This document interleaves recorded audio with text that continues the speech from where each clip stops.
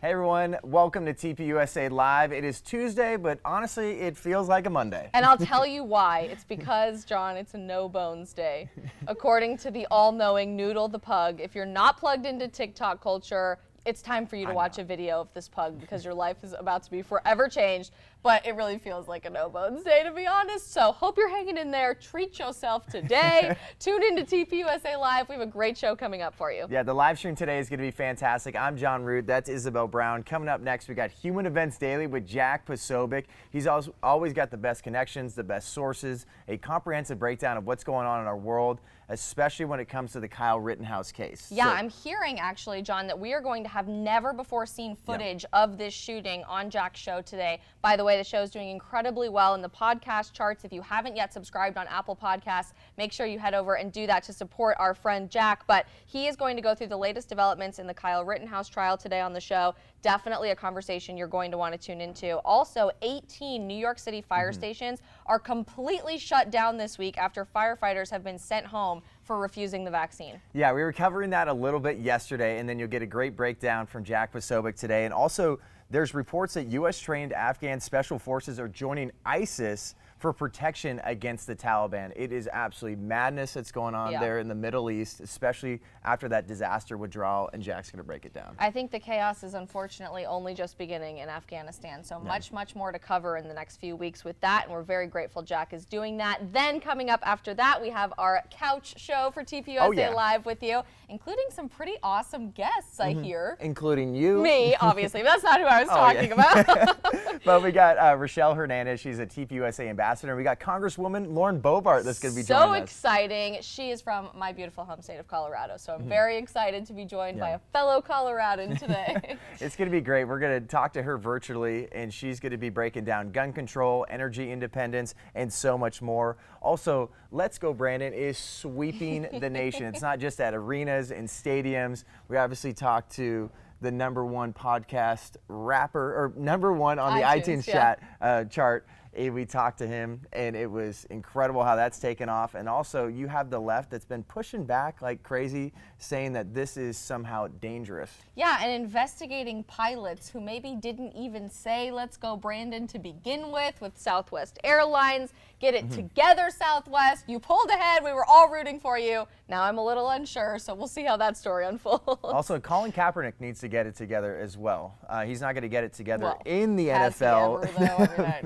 I mean, not expecting He was comparing the NFL Combine to the slave trade. We're going to break that down Seems as well. legit. Absolute madness. And then we got some weekly shows. We got Reloaded with Paige Roux. She's going to be talking all about rifles today. She's got a good buddy, Bryce, that's going to bring in some popular rifles.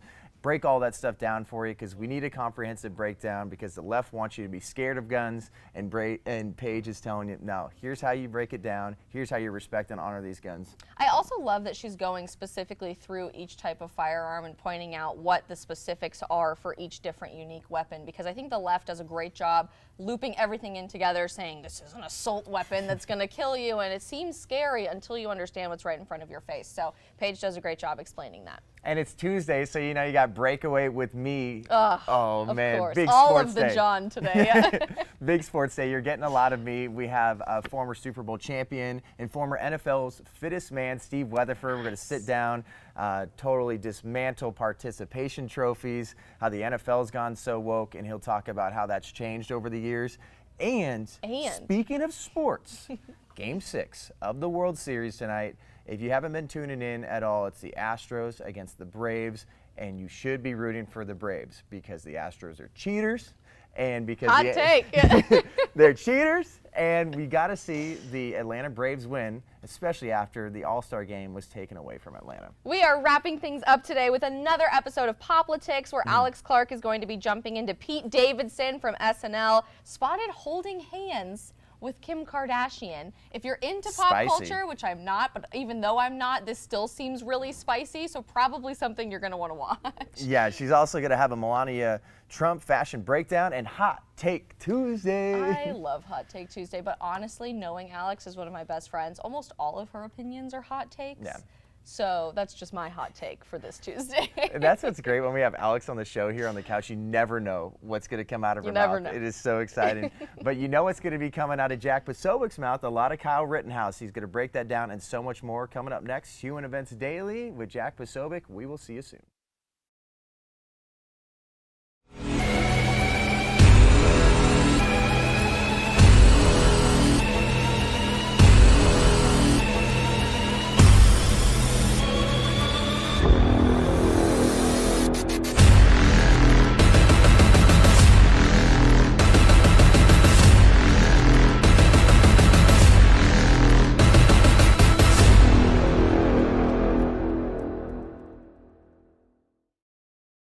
Ladies and gentlemen, welcome aboard today's edition Human Events Daily. Huge story today, and we are breaking exclusive footage in the Kyle Rittenhouse case, footage that no one has seen before. That's the first thing that we're going to talk about next.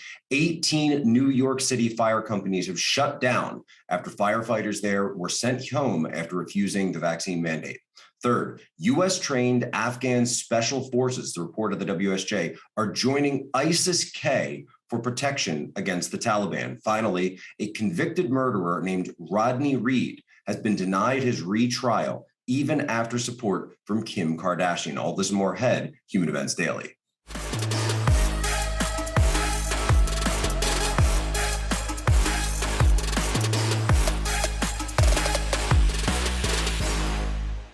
On the evening of August 25th, 2020, following 3 nights of riots and arson and terror throughout the city of Kenosha, Wisconsin, Kyle Rittenhouse and another group of armed members of the community, members of the area, decided that they had had enough and they wanted to protect the town, the village, really. I've been to Kenosha, I've walked that area, I've walked those streets, protect it from what was going on.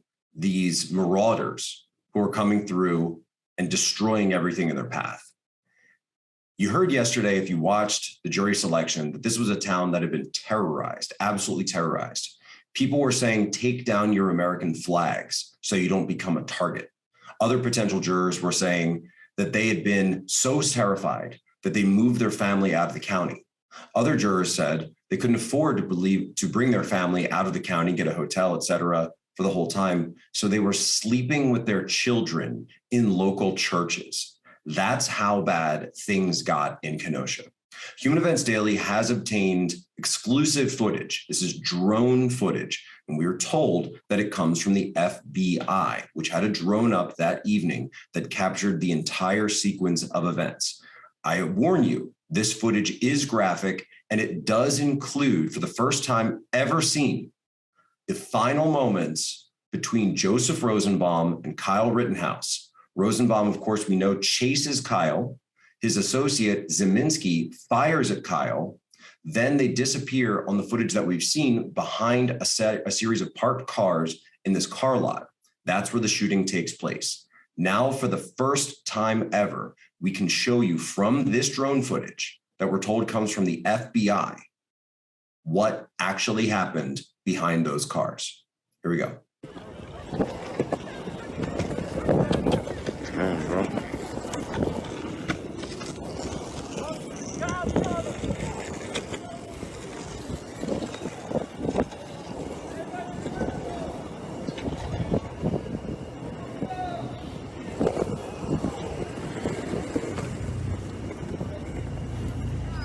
Yeah, trailer.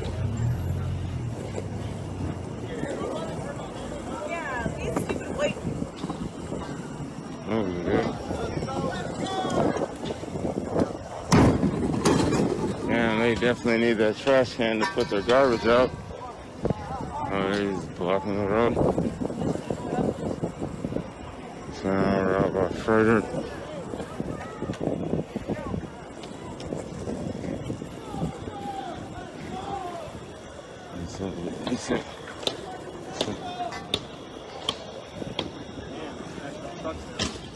I see a large crowd over here smashing the SUVs. I think.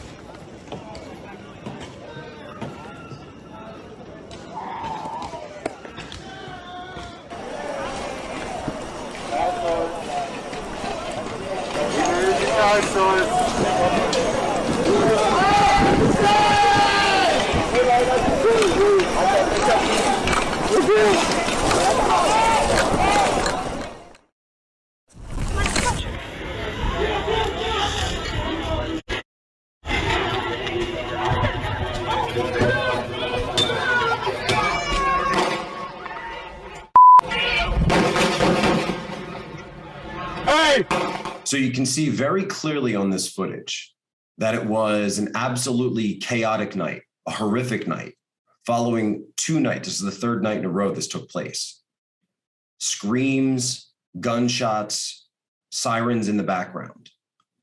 But what you see on the drone footage that's never before been seen is that after Rosenbaum chases Kyle through that parking lot, after the gunshot is fired behind Kyle's back, Rosenbaum then pursues Kyle, corners him behind those cars, lunges at him, and lunges for the rifle in Kyle's hands. Kyle Rittenhouse was not the aggressor, and this footage proves it. The state of Wisconsin, the prosecutors in this case, have had this footage from day one. Why did they not release this? Why did they let the public and the media spin an insane story, a false narrative about what went down? Because we have the footage and you have had it the entire time. So for the latest update in Get Out of Cities, I've been saying this for a long time, probably over a year now, and I'm just going to keep repeating it because some of you aren't understanding it.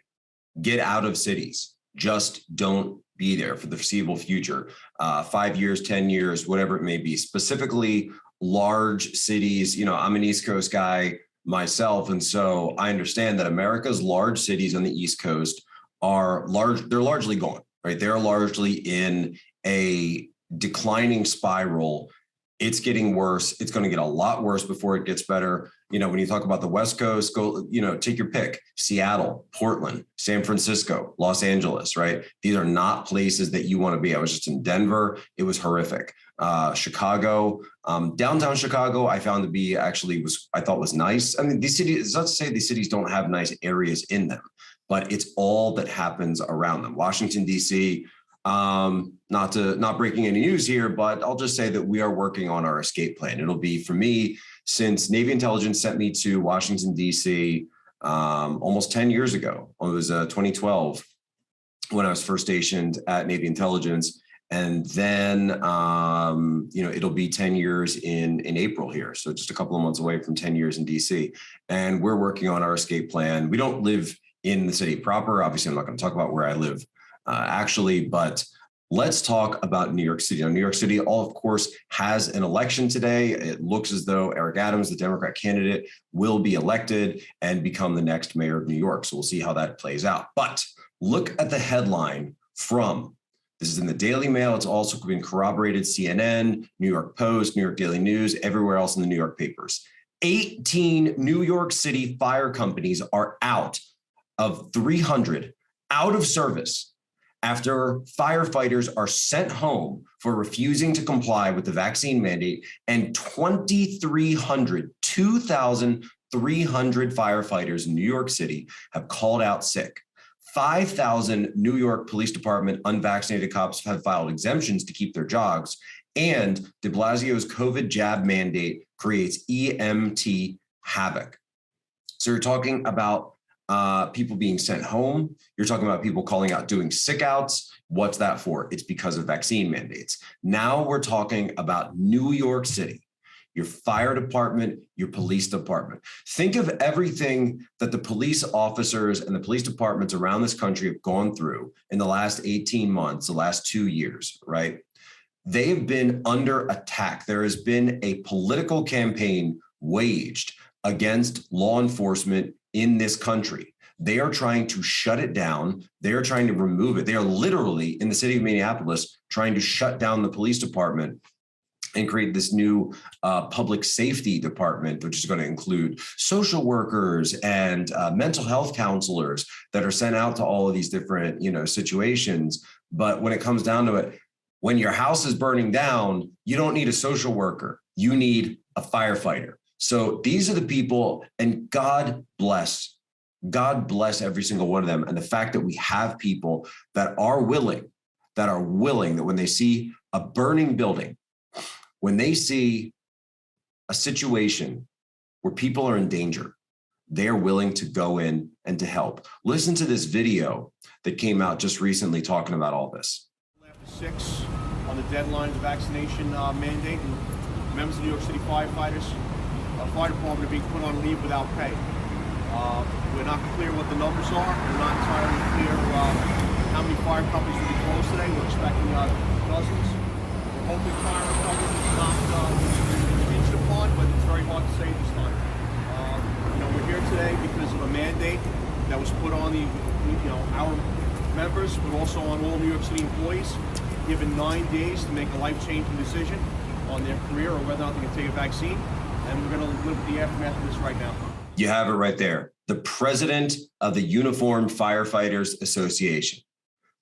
These families, remember, it's not just the firefighters, it's the families, the spouses, the children that know that when they go to work, they can be put in a situation where they're putting their lives on the line for other people.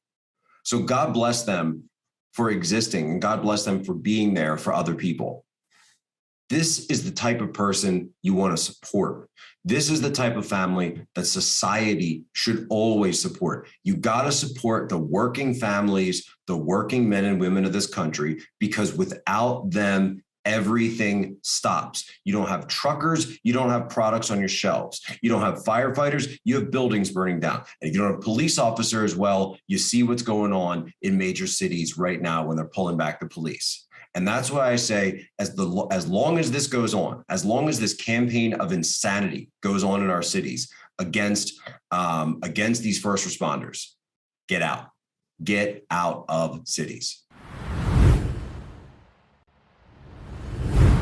Thanks again for supporting us, for continuing to support the show. Go to mypillow.com, use promo code POSO, get your shopping done now. Christmas is coming up faster than you can believe. It's only 1 month away. Okay, well, it's more like 6-7 weeks away, whatever. You want your presents in now. Don't put it off. Be one of those people that, look, when my dad used to say, he said, when you fail to plan, you plan to fail. When you fail to plan, you plan to fail. What does that mean? That means get your Christmas shopping done. Don't worry about it. Don't put it off. Just go to mypillow.com, use promo code POSO. You don't have to pay full freight on all this stuff. Upgrade your own sleep system and everybody else's in your family. You go there and it's great products. We use them. We sleep on them. It's amazing. It's absolutely amazing. Thank you for supporting us. Go use mypillow.com, promo code POSO. This story, and I saw this on Zero Hedge, but it's a write-up of a Wall Street Journal investigative report. This is absolutely insane. Here's the headline. U.S.-trained Afghan spies and special forces are joining ISIS for protection against the Taliban. So you remember this, right? When we left, we had Tony Blinken and the administration, and they promised us that they would be so kind and they wouldn't do anything and they wouldn't lay a finger on the hair of any single member of the people that had worked with the United States. And of course, we cut and left them there. We left U.S. citizens there. Listen to what Tony Blinken said at the time about the Taliban. Listen to what he said. We continue our intensive diplomacy with allies and partners. We initiated a statement joined by more than half the world's countries, over 100 countries, as well as the United Nations Security Council resolution, setting out the international community's expectations of a Taliban-led government. We expect the Taliban to ensure freedom of travel, to make good on its commitments on counterterrorism, to uphold the basic rights of the Afghan people, including women, girls, and minorities, to name a broadly representative permanent government, to forswear reprisals.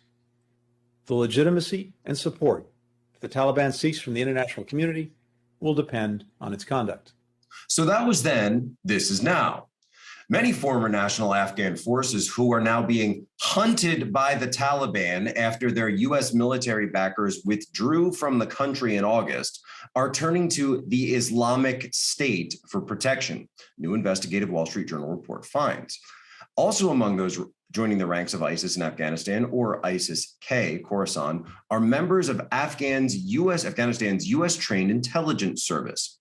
The number of defectors joining the terrorist group is relatively small, but growing, according to people who know these men, to former Afghan security officials and to the Taliban. Though this is happening in small numbers and is described as a move out of desperation, it could be a huge boon to ISIS-K's capabilities, given U.S.-trained intelligence members bring their expertise and capabilities with them to the terrorist group. Critics of the Biden administration's Afghan exit fiasco have long warned that left-behind U.S. assets will be swooped up by terror groups. If you understand anything about human nature, if you understand anything about human motivation, incentives, all of this was the most predictable outcome for anyone looking at this situation. If you have a US trained unit, that means they train with America. That means the Taliban views you as the enemy. Well, you didn't get brought out, you didn't get brought to safety, you haven't been brought to any of our partner nations in the area where you can actually do something good. So instead, you were left behind, left high and dry by the Biden administration. So who's the Taliban's biggest serious enemy? Yes, there's the Tigers of the Panjshir, right, up in Panjshir province, but they haven't been able to field a serious resistance effort. But they know, who else is out there is ISIS-K, and the Taliban and ISIS-K have been locked in battle for a long time. So if you're someone who's also being hunted down by ISIS-K, hunted down by the Taliban, where are you going to go? You're going to go to ISIS-K. And that's exactly what these people are doing. And they're cashing out from their chips, from everything they were taught, the training, the expertise that they were given by the United States and the Afghan Intel Service, and the data and the biometrics and the tactics and the methods that the Americans and everyone else gave them for all those years, and then put them in the situation where they left them behind. What did you think they were going to do? And this is why, ladies and gentlemen, we have to stop messing around in that part of the world. Kim Kardashian does not run our justice system, and neither does Dr. Phil.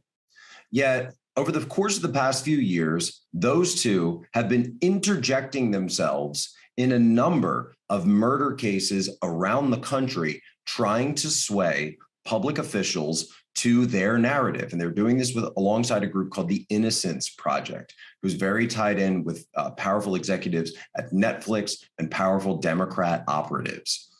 This situation threatens to overturn our system of law. Well, in Bastrop County, Texas, just outside of Austin, a case involving a man named Rodney Reed, who was convicted of rape and murder all the way back in a case that began 1996 against a teenage girl named Stacy Stites.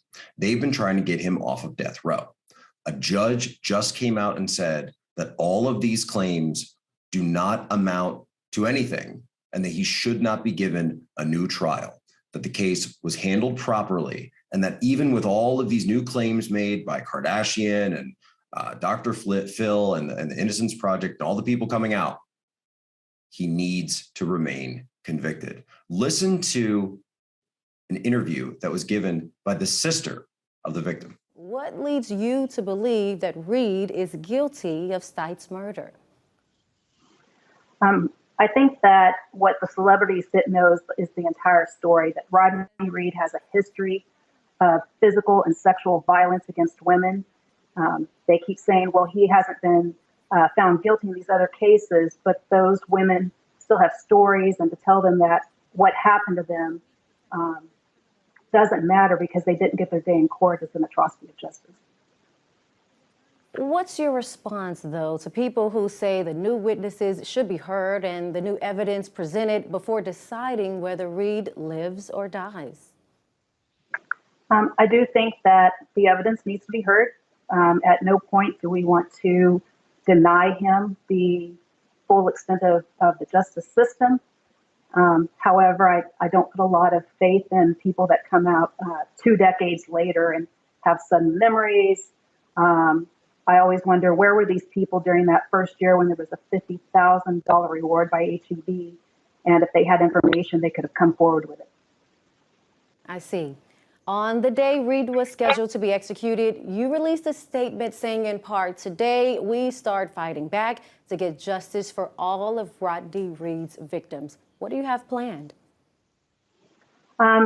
Just to speak out more like this, I've reached out to the other victims and told them that I apologize that we hadn't spoken out sooner, but the violence against women is not acceptable. We've made so much progress with the Me Too movement. These women are saying, Rodney Reed assaulted me too, Rodney Reed raped me too. And if no one else is going to stand up and be a voice for those women, I will. Certainly, there are many perspectives on this case, and we thank you so much for taking the time to share yours. As of now, no new hearings have been set for when new evidence will be reviewed, but you can count on Spectrum News to continue to follow this story, to talk to people on both sides of it, and to bring you the very latest. Deborah, thank you so much for taking the time, and thank you so much for joining us for this interview. Now, more news and weather. Now, you won't hear the sister of the victim on Kim Kardashian or Dr. Phil because they won't give her a voice. They instead give a voice to this monster who has committed an entire crusade of crimes against women. They'll give him a voice. Well, justice prevailed in Austin, Texas, because the judge looked at this and despite these claims said, no, we are going to go with the justice system. We are not going to go with Dr. Phil and Kim Kardashian. Really huge show today. Make sure you share this one out. If you're going to share an episode out, share this one with your normie friends. That information, the footage, and go watch the video version of this. You can find it on Rumble, Facebook, YouTube. It's everywhere right now. It'll be on Twitter, of course, at the same time. That you have to share this footage out about Kyle Rittenhouse. This is never before seen. You can actually see the pursuit. You can see all of it. That's what Human Events does. We get you the stories that no one else will cover. No one else has this footage. We are able to give it to you, and we're putting it out into the world because we need to provide positive information about what's actually happening in our country. But before we go, it's time for today's moment of history. Today in France, 1789, the French government during the Revolution confiscated all of the churches in France and turned them into temples of reason, and they tried to dethrone God. But we are not letting them dethrone God here in the United States because we still believe in him and we still believe that we are endowed by our Creator. Ladies and gentlemen, you have my permission to lay ashore.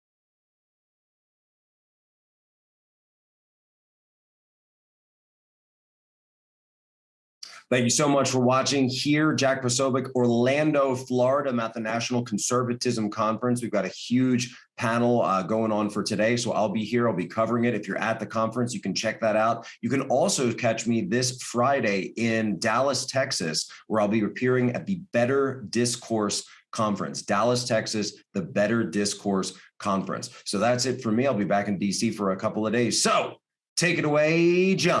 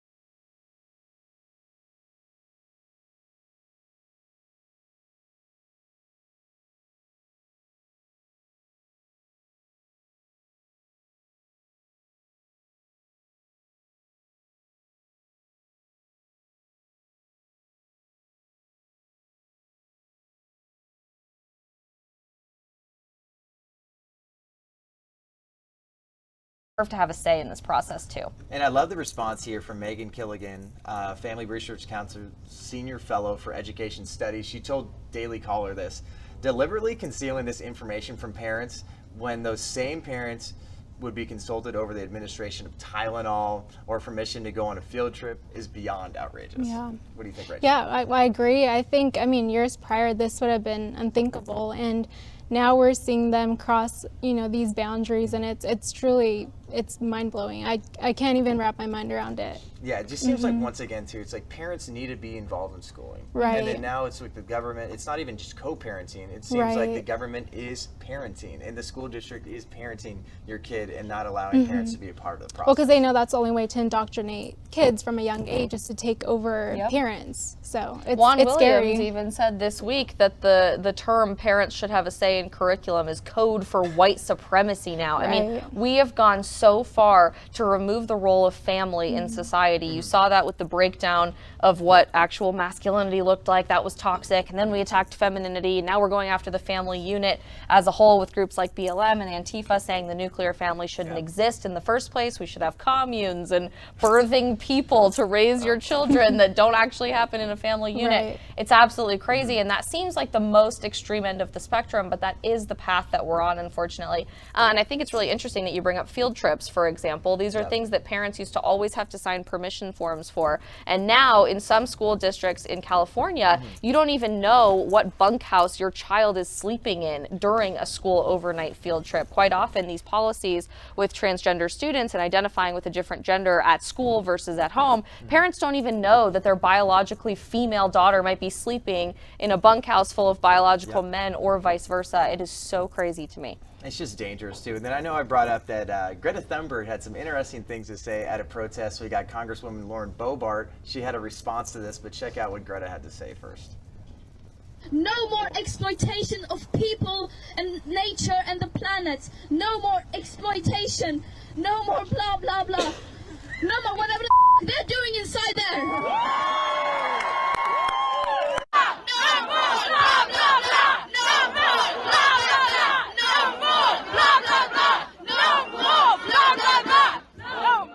The weird part is I feel like I agree with no more blah, blah, blah. We could probably get rid of that, but I think you had Congresswoman Boebert's response to this. Tell me you have absolutely no idea what you're protesting without telling me you have absolutely no idea what you're protesting. I like the idea of not exploiting people, but I feel bad because I feel like she's the one being exploited by the climate movement. Her entire childhood was hijacked to become this talking puppet for the extreme left. She's no longer ever going to be a normal human being. She's a spokesperson for their cause for the rest of her life. Yeah, no, I think it's really sad, because she's also indoctrinating other people her age, and they know that. And I think, like you said, they've hijacked her because they want to specifically target, this young audience, because they know if they can start now, they can transform their minds and then, change the future. So it's really sad. Yeah, I know Aaron Elmore had a great article on the live feed months ago talking about how you have places like Nickelodeon and other cartoon outlets. They're telling these kids, leave school and go and protest. But coming up next, we're going to talk Kyle Rittenhouse. See you in 90 seconds.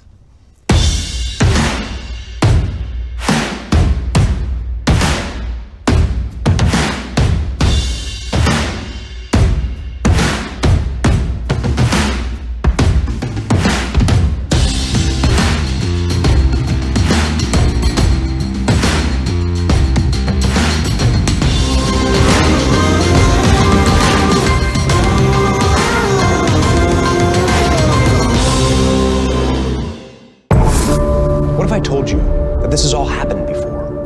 The riots, violence, church burning, attacks on police, destruction of private property. My name is Sammy Steigman. I am a Holocaust survivor. This is the reality of what happens when you have capitalism that goes to socialism. El socialismo no funciona. El socialismo no funciona.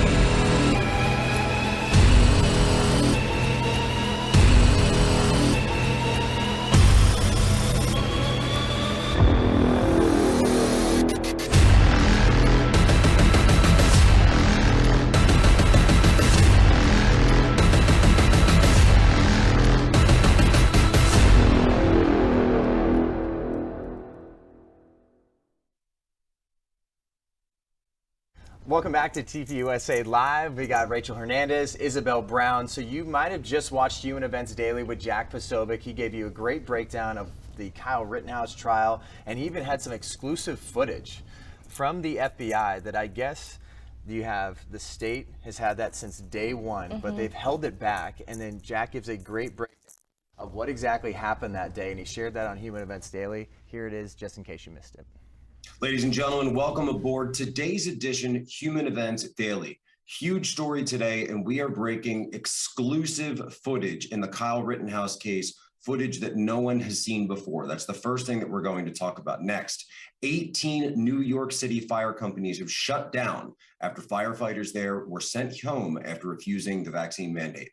Third, U.S.-trained Afghan special forces, the report of the WSJ, are joining ISIS-K for protection against the Taliban. Finally, a convicted murderer named Rodney Reed has been denied his retrial even after support from Kim Kardashian. All this and more ahead, Human Events Daily.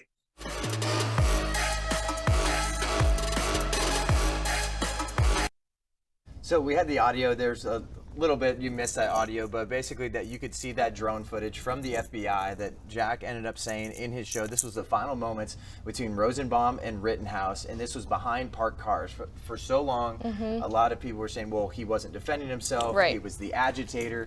But if you go back and watch Human Events Daily with Jack Posobiec, he gives a great breakdown there, talking about, you can see that Rosenbaum chased, shot at, and then actually cornered Kyle Rittenhouse. And then you now have video evidence there, and that was actually used in the trial today.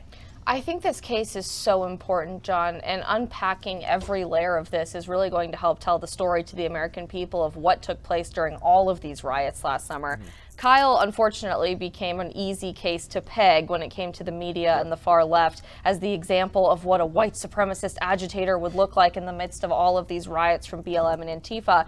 But in reality, sometimes this is just a kid that was penned into a corner that had no alternative other than to defend himself. And I think early on in the case, the judge's decision to not call those who passed away victims is also going to be very, very important from a legal perspective in this case. So I'm anxious to see how it unfolds. And then I love Jack's breakdown, too, of how you basically have the judge here that said this place has been totally terrorized. Like this, Kenosha, Wisconsin, started with Jacob Blake, an actually armed man that resisted arrest, and it just decimated the place, decimated small businesses, places got lit on fire. And basically, like Jack was saying in Human Events Daily, too, that people were told to either leave the city, leave the town, maybe take down your American flag because that might actually make you a target.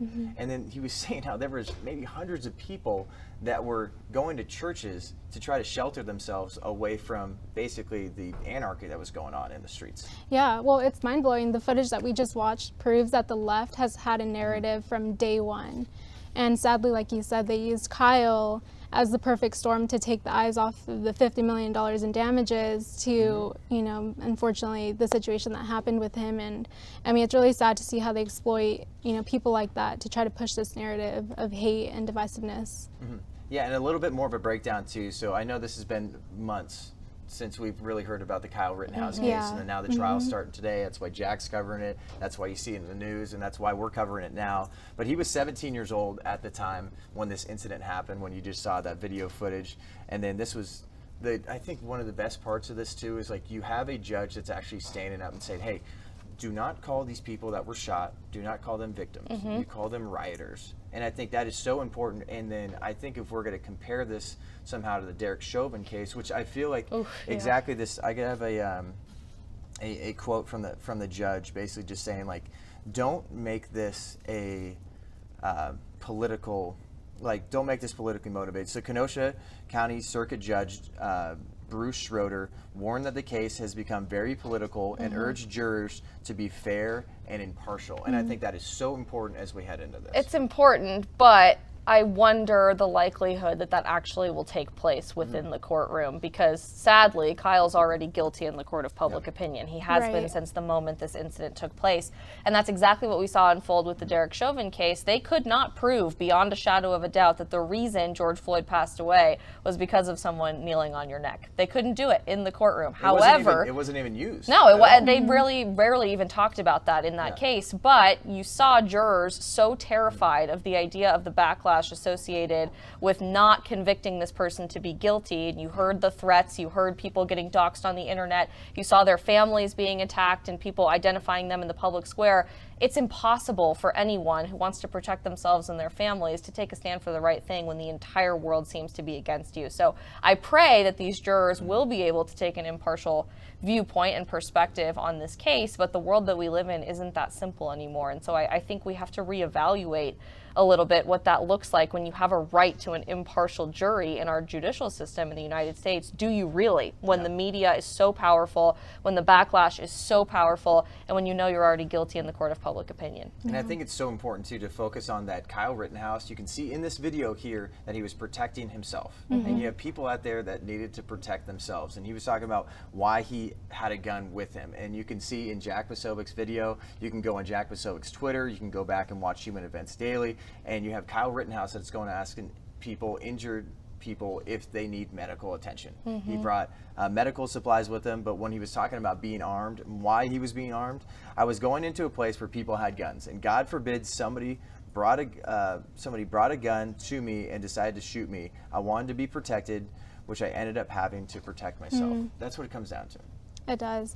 And it's sad because ultimately what happens with this case is going to set the precedent for what's going to happen with future events. Like, for example, with people like us, everyday Americans who are out and about with their families, and God forbid something does happen and we do have to protect ourselves, what's going to happen with us? I mean, so again, it's really important to follow this case and see what happens. And I think it's important too to know about the jury too. So we heard about the Chauvin case, going back to that, that it wasn't representative of that area of Minneapolis. So when he was the police officer, Derek Chauvin had that jury in that trial, it seemed like obviously incredibly politically motivated. You heard political leftists up there just basically rallying people around that and trying to influence that. And I think they really influenced a lot of jurors. And then when we talk about the jurors, half of the jury pool was non-white, though the Hennepin County population was 74% white. Wow. So it didn't seem representative of that area at all. And another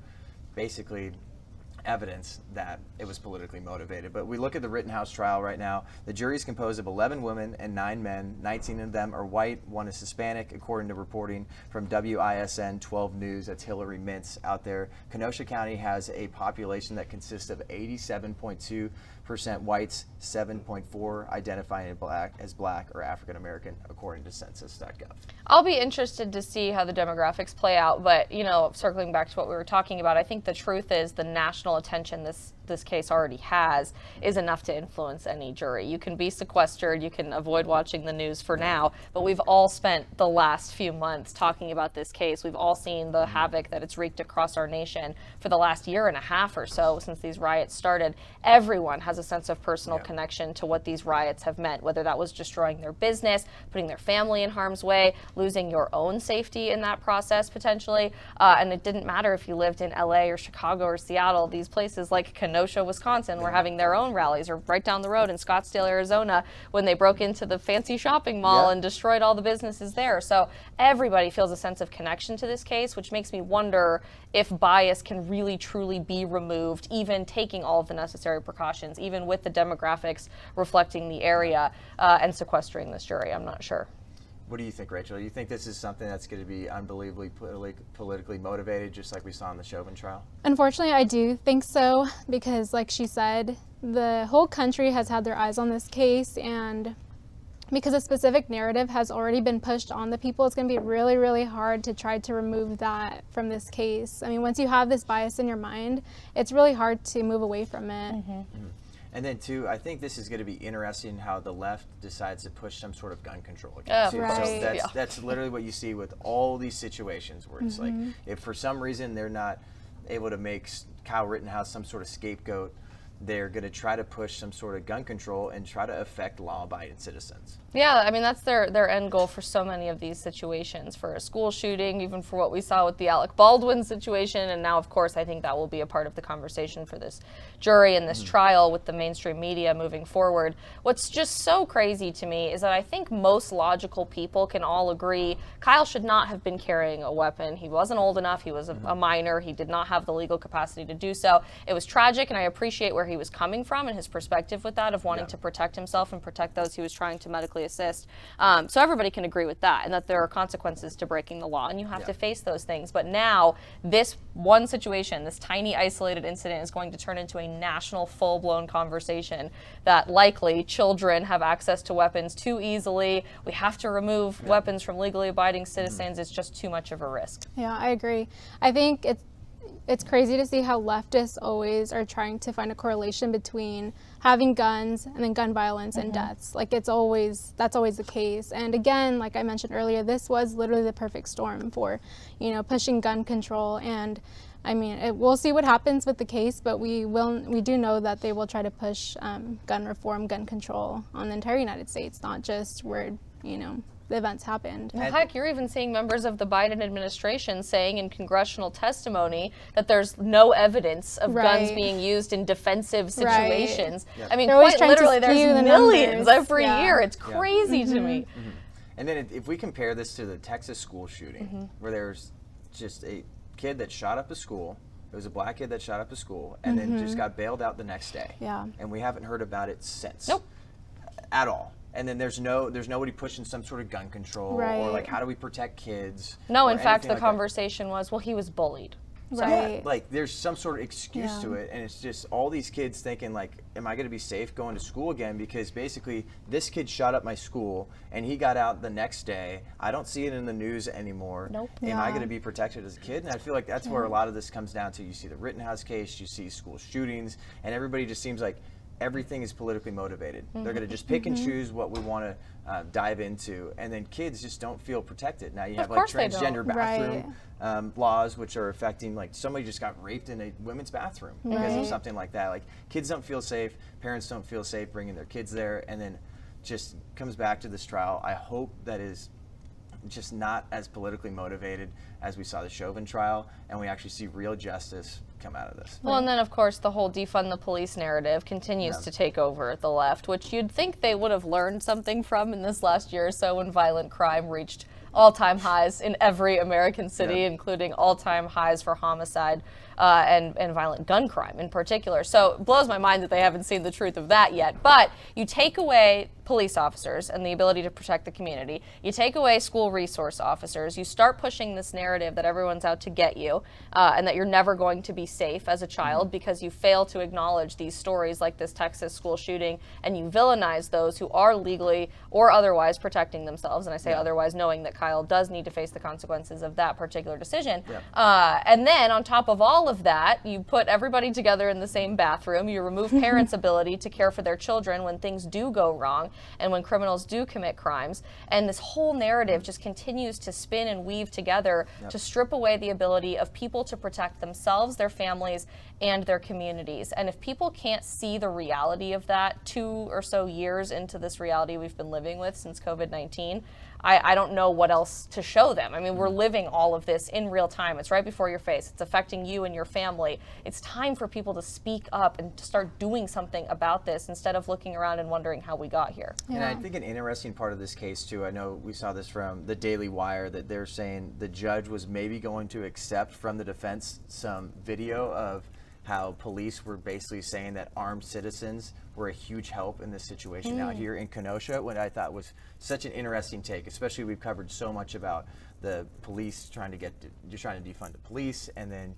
you're missing police right now because they're unvaccinated, and then the people don't feel protected, and then you had these riots where people didn't feel protected at all. It was saying the video in question apparently shows police officers on the night of the Rittenhouse fatality shooting, 2 rioters thanked armed citizens for helping protect Kenosha, Wisconsin. So it seemed like police was really on the side of like, thank you for helping out. Good to know. Yeah, There's that's some positive hope. Yeah. information. Yeah, and I think that's where it comes down to too. So like we're going to be following this trial very, very closely here, and then make sure you follow Jack Posobiec. Follow him on Twitter, follow him on Instagram, and make sure you watch Human Events Daily every single day. Also, his podcast is going to the absolute moon. Yep. There's so many people listening to that, and he has the best sources, and he has the best breakdown of situations just like this. And I'm excited for our next segment because it feels like so often we see President Biden go up or Press Secretary Jen Psaki, and we are not in an America First agenda. So we're going to break that down next. We're going to talk about energy independence and so much more. But once again, follow Jack Posobiec. He'll be covering the Kyle Rittenhouse trial like nobody else. We'll see you guys in 90 seconds. Critical race theory is the most racist thing that is being spread in popular life in America. Critical race theory is bigoted. It is a lie. Racism is now being taught to our kids. Dividing kids based on race, trying to say some are oppressors and some are oppressed is absolutely unacceptable. CRT is racist. It is abusive. It discriminates against one's color. It's not critical race. It's racism.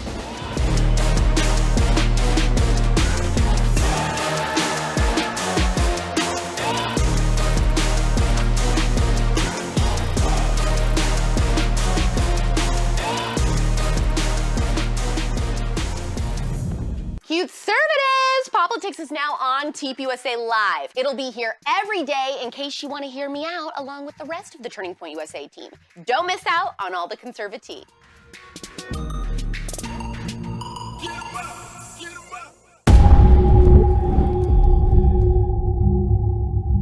You have to ask the question, how is the most heavily funded tribe have the poorest population? Listen to me. My country is very because everything problem here. Don't have petroleum for Bush and Cuban, for car, for life, for nothing. And it sucks. Socialism sucks. There's no other way you can describe it. Hey everyone, welcome back to TPUSA Live. We're at TPUSA HQ in Phoenix, Arizona. So I know I said earlier in the show we were going to have Lauren Boebert on, Congresswoman Lauren Boebert. We're going to catch her at a later date, but we still want to break down every single topic we were going to cover with her. We're talking about basically this agenda right now. It seems like America is last, especially coming from this previous administration with President Trump.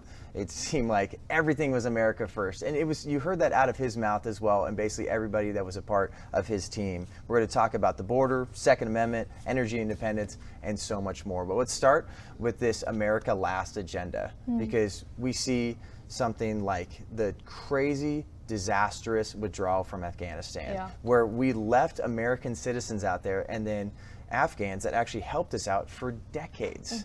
And it seems like basically President Biden, he's not taking questions. He'll go in front of a teleprompter. He won't tell you really what's going on there or how we're going to fix it, how we're going to take care of our own. And it's not taking care of our citizens whatsoever. No, and by the way, our citizens are still there. Hundreds of them. Nobody's talking about it because it doesn't fit the narrative, and it's an inconvenient reality for the Biden administration, whose support, by the way, is tanking among everybody in America, regardless of your political background. But we can't even bother to protect our own citizens from a terrorist regime. We're just okay leaving them there. Talk about America last. When you can't even put your own citizens first, I have a hard time understanding your motivation for any of your policies. Yeah, especially when we see news coming out about basically there's reports saying the Biden administration wants to give illegal immigrants $450,000 each. And then that's just nothing compared to what military families get when they have someone that dies in service of our country. It's a slap in the face, and it's absolutely disgusting. So people out there, I know there's so many conservative commentators, influencers saying like, hey, if you voted for President Biden, like start owning up to this stuff, because it seems like they're not going to own up to it, but at least you can. Let's come to the table. Let's talk about this stuff and make sure this doesn't happen again. Yeah, I mean, it's such a twisted agenda to, put the people last. And unfortunately, that's what we've seen from the very beginning of President Biden's administration. I mean, like you said, Afghanistan was a complete chaos. We lost 13 men, and I mean it's heartbreaking, it's frustrating, and I mean I've had lots of conversations with people about where they're coming from, whether they're like liberal, conservative, and everyone seems to agree that President Biden has completely destroyed this country in less than a year. So, and there's a lot to unpack with this $450,000 number as well. I have no idea who came up with that. Several questions. Number one, are you guys training to run across the southern border too? Because I want that check really bad. I don't want to give the government my money anymore in taxes. And my follow-up question would be, is this considered taxing the rich? If you have $450,000 in salary just for being an illegal immigrant family, is the government going to tax you for that? Because that's easily within the top 5% of income earners. That's my question. They're going to take care of us now? Or? Yeah, great question. I'd love to know that, frankly. Well, and then getting back to the idea of people that protect and serve us. So, like, think about Border Patrol, like how they were just villainized, vilified, and just made out to be the worst of the worst. And they're just throwing out these false narratives that there's whips, and these are people that are actually trying to, like, protect our border. Well, they villainize everyone except for villains. They criminalize everything except for criminal activity. Actual criminals are being let out of prison in mass numbers. Convicted rapists and child molesters and murderers can walk free in our country. But if you're a nurse or a doctor or a police officer or a firefighter or a border patrol agent or a member of our armed services, you're the bad guy now. Well, and the reason why they do that is because they need their vote. So that's why they're letting all these criminals run throughout our country, because at the end of the day, when elections come around, they know that if they give them something free, they're going to get their vote. Well, and then too, I think we were covering this for weeks and weeks. You saw someone like Bill Melugin from Fox News saying, like, I actually talked to people that were trying to cross the border, and they said the reason that they're here and the reason they're taking their family here and going hundreds of miles and trying to escape where they're at is because they know President Biden and his administration has basically invited them here. They did. They openly invited them here. They've lied about it since then, and it's probably going to be hard to find video evidence of that on a Google search now, but they did during the campaign season. And it blows my mind that we just completely have turned a blind eye to that. Now we're saying, oh no, there's all these crises, we have to take everybody, it's going to be totally fine. We seem to forget the fact that we were actually helping people, those seeking legitimate asylum under the previous presidential administration. That didn't go away just because illegal immigration was stopped thanks to a border wall and a strong border policy from our previous president. But now you just see an endless stream of people walking through rivers across our southern border into our country, being dispersed into every major city in America, being handed blank checks essentially from the Biden administration. And every American citizen who starts to speak up and say something about it is the villain. Yeah, and it's absolutely wide open too. Like, we've covered that so much on this show. Like, they're just waltzing in. And also Border Patrol now, they're basically being pushed back and they can't do their job. So you have local police departments that are now being told, you need to help take care of this situation. And it's just people in the highest offices of our country saying, like, well, it's not my issue, so hopefully you guys can figure it out there. And it's putting states and police officers and first responders in the worst positions. Right. Well, I mean, you do see the elite. They are constantly, you know, talking about this narrative of, well, we need to let them in because they're running away from, you know, violence and, you know, all these different things, but they refuse to talk about the fact that, you know, sex trafficking is, you know, out the roof, and, you know, we see, you know, drugs being, you know, crossed, you know, and it's just, it's crazy, and no one wants to talk about that. And as soon as you do bring it up, you're racist and you have no heart, and it's comical. So. And a wall doesn't work at the southern border. They stopped building that, but it does work at the beach house for the Bidens. Of course. Of course. Insane. But speaking of the beach house, I feel like they have been on vacation for so long. This whole time. Like everybody, like the Bidens have been on vacation. President Biden, the First Lady Jill Biden, and then you also got Secretary Buttigieg just gone. Just for like 3 months leave. He was not on the job, and nobody noticed. Not to mention, where's our vice president? I have not seen or heard from her since, I don't know, April, May, maybe? I mean, it's been months. The last time you heard from her is when she was jumping on Air Force One saying, I'm going to take care of the climate crisis. Yes, that's what it was. That's what you're hearing from her. And now she's just AWOL. Everybody's on vacation, apparently, which is great. Yeah, and then that's what it's just got to be. For so often, we heard during President Trump's presidency, just like, oh, he's out golfing again? Like, does he really care about us? What is he actually really doing? He's spending way too much time on the course. You saw media outlets spending so much time trying to calculate how much time he spent on the golf course. Yeah. I don't care how much time a president spends on the golf course as long as what you voted for is getting done. And you're keeping America first, and Which you're he protecting did. our citizens, and you're making sure that we are well respected not only here, but abroad, and that's not happening. So don't take a vacation and try to act like everything's okay, because it's a disaster. But now they'll cover ice cream flavors with the same ferocity as the days on the golf course, but in a positive light. The media never ceases to amaze me, honestly. Yeah. It's a great thing that we're taking a trip to the ice cream parlor with President Biden, but the second President Trump did anything outside of the Oval Office, he hated America. He wasn't serving us as our president. And another aspect too is like we don't have energy independence anymore too. So that was something that was really pushed during President Trump's administration, was we are going to do this, we're going to make it in the USA. We want the USA to start being a big part of the global supply chain. But now it's like you see that we have a supply chain disaster because we're relying so much from places overseas, and we don't have this energy independence, and we don't have things made in the United States of America. Well, I mean, we see what's happening across our coast. I mean, there's ships everywhere. I mean, packages are not arriving, you know, on your doorstep anymore. I mean, even these tiny things are a reflection of the disastrous administration, and it goes as far as, you know, what you were referencing, and it's mind-blowing. And now that you mention energy independence, we obviously are dependent for energy on all of these other nations, but I think we're dependent on everyone else for almost everything, not just energy. We're relying on everybody else to take up the role of leadership when it comes to the world, and that includes manufacturing, that includes the supply chain, but that also includes what democracy looks like in the free world and protecting innocent citizens around the world. We've neglected that responsibility and that role under this presidential administration. People don't respect us, and other countries don't respect us the same way that they did, our allies or our enemies. And I very much fear for what that might look like in the future. And I think for so long, the United States of America was a role model to every other place. So I think especially when we're getting out of this COVID pandemic, everybody was looking to the United States of America. How are they going to go about this? Are they going to keep pushing mandates? Maybe we will too.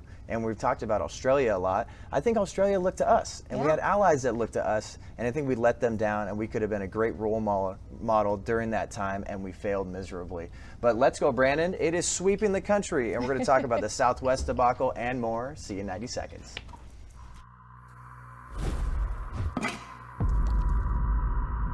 This is your brain.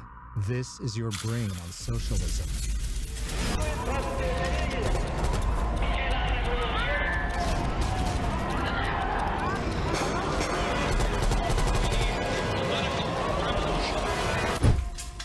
Any questions?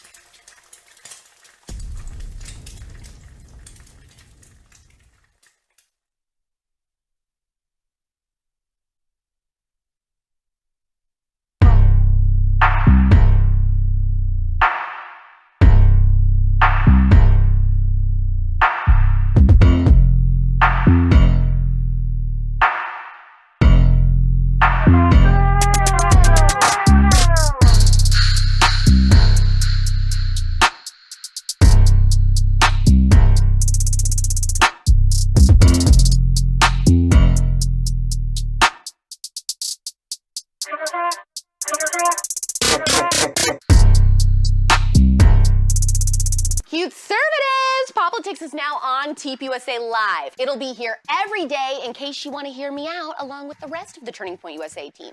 Don't miss out on all the conservative.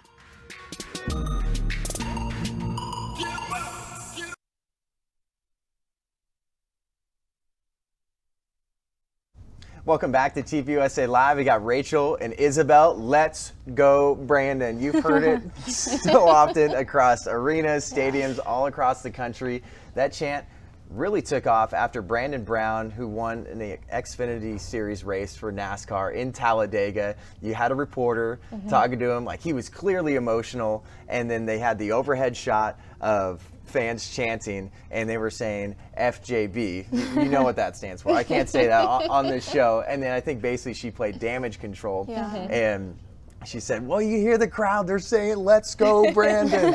And it was so funny to me because I mean, I'm not going to say FJB. That's just like, it seems a little bit unsavory to me, but I think this has turned into almost just like a meme all over the place, a funny little joke. But now you have leftists freaking out and absolutely losing their marbles over this whole thing. And then also there was a report that there was a Southwest pilot that may have said, let's go Brandon, on a flight from Houston to Albuquerque. So an Associated Press reporter, she just sparked this national attention. So if you haven't heard about this story, you're hearing it right here on TPUSA Live. They claim that the Southwest Airlines pilot signed off his greeting last Friday to passengers saying, let's go Brandon. And then Southwest Airlines had this huge statement, and everything had turned into this massive debacle. I wish I could say I'm shocked they're surprised.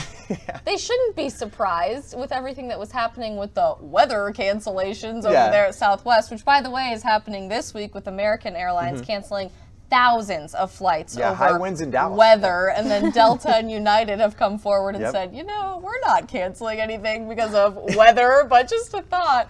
Maybe it was all Brandon behind the scenes all along, but you'd think, you'd realize these pilots standing up for a lack of vaccine mandates. They want people to have freedom of decision. They want medical freedom for themselves and their colleagues. It's not really surprising what their political affiliation is, given that. And of course, had this been several years ago, and you heard the alternative of this against former President Trump, they would not launch an investigation into this pilot. They wouldn't put out public statements. That was the cool, hip thing to do, was to say, F President Trump. Everybody said it. You saw celebrities talk about blowing up the White House. You saw Kathy Griffin holding a severed, bloodied head of a mannequin of the President of the United States, and that was cool. That was good. Everybody was praising that. All of a sudden, you have this funny, meme-y chant that's taking over America, and people are laughing at it, enjoying themselves, not taking life too seriously. And that is domestic terrorism, because you're going after the President of the United States. Give me a break. This is all manufactured outrage. It's ridiculous, and I love seeing people get so upset by it. Let's freaking go, Brandon. Well, and I love exposing the hypocrisy, too, because if you look back during President Trump's administration, there was people, you know, who were constantly, you know, attacking him and, you know, cussing him out. And then the same people today are now saying, you're a terrorist for saying that, you know, let's go Brandon, and, you know, FJB, and, you know, you name it. But it's really, it's funny. And then now there's some audio out there that may have sounded like they said, let's go Braves. Yeah, we don't even know if this Which I can totally get behind, too. I don't know about that one. So that's where this whole thing just turns into a massive debacle. It's like, whether they said, let's go Brave or let's go Brandon, I think it's just blown completely out of proportion, and the hypocrisy, I think, is something we have to focus on. You even had someone like Robert De Niro.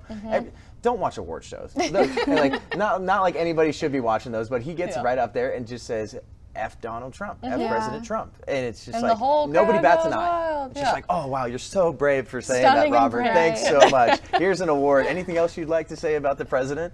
But honestly, though, I have to say, I feel really bad for people named Brandon now. Like, your life will never be the same. And I think in our generation, so many people have that name. So what if this pilot was just saying, let's go to his son that happened to be on the plane? I mean, we don't know. It could have been some guy named Brandon's birthday. I feel for you if you're out there and your name is Brandon. My heart breaks for you, because there will always be a political affiliation with your name now. But you know, you don't know. You can't just ban a phrase because it happens to be culturally relevant in one point or time. And then we know with Southwest Airlines, one of my favorite pastimes is trying to just hit that on the 24-hour dot and get every the best time. seat I'm obsessed possible. with it. So maybe there was someone out there that, like, they got in the What if it A was group. Brandon? Maybe Brandon got in the A group for the first time. You have the pilot say, "Let's go, Brandon." Good work. 24 hours on the dot. You're able to do that in the Southwest app. I don't know. There's so much speculation. But one thing we do know is that leftists, specifically leftist journalists and commentators and anchors from CNN, absolutely lost their marbles. And this is what a few of them had to say on Twitter. Some of these things we cannot say on a live stream at all, but CNN commentator Tristan Snell said, "Let's go Brandon" has become the MAGA version of basically white supremacy chants. And then you have CNN political analyst Joe Lockhart, who actually deleted this tweet. Of course, naturally. Yeah, of course. You know who also had coded statements like Brandon, ISIS, and other unsavory groups that I won't bring up on this live stream, beginning to get the point, people? That's what they think right now, is they just like, we're going to try to make this out to be the most dangerous thing, when we have a lot more difficult. Well, they just want to slap terrorist labels on everyone. Everybody's a terrorist now. It went from everybody is racist to everyone's a white supremacist, and now everyone's a terrorist. That's have like you the new noticed thing. This evolution? Yeah. And I think they're totally devaluing words too. So like we talked about in our last segment there, even everything's racist. So like racism has totally been dumbed down, and I think it's still a slap in the face of actually legit racism out there. Agreed. So if you keep throwing that out there, it's devaluing it, and it's not helping anyone. But this one we have to show you. This is from a CNN anchor, Jim Scauto. First off, this is just horrible sentence structure. Think about the lesson is the Let's Go Brandon crowd is teaching their children. This person is an anchor on First off, Jim, I would probably proofread your tweets first. I think, but what he is trying to say, let me decipher this, is think about the lesson the Let's Go Brandon crowd is teaching their children. Yes, to make sure you keep leaders accountable, Jim. And that you can laugh, not take your life too seriously, and enjoy yourself and smile. The left is the no fun club. I say that all the time, but it's so true. They want you to hate life. Everything is miserable all the time. And if they're miserable, they want you to be miserable. And if you're not, then you're a terrorist. So yeah, it's humorous. Like what we're seeing right now too. And then we actually have a video of President Trump. He was at Game 5 of the World Series, and you see how like humorous this whole thing is, because you have someone like President Trump around, and it's just like, all right, let's get this going. Let's see his reaction. We have that right now. Let's check it out. Let's go, Brandon, with Trump laughing.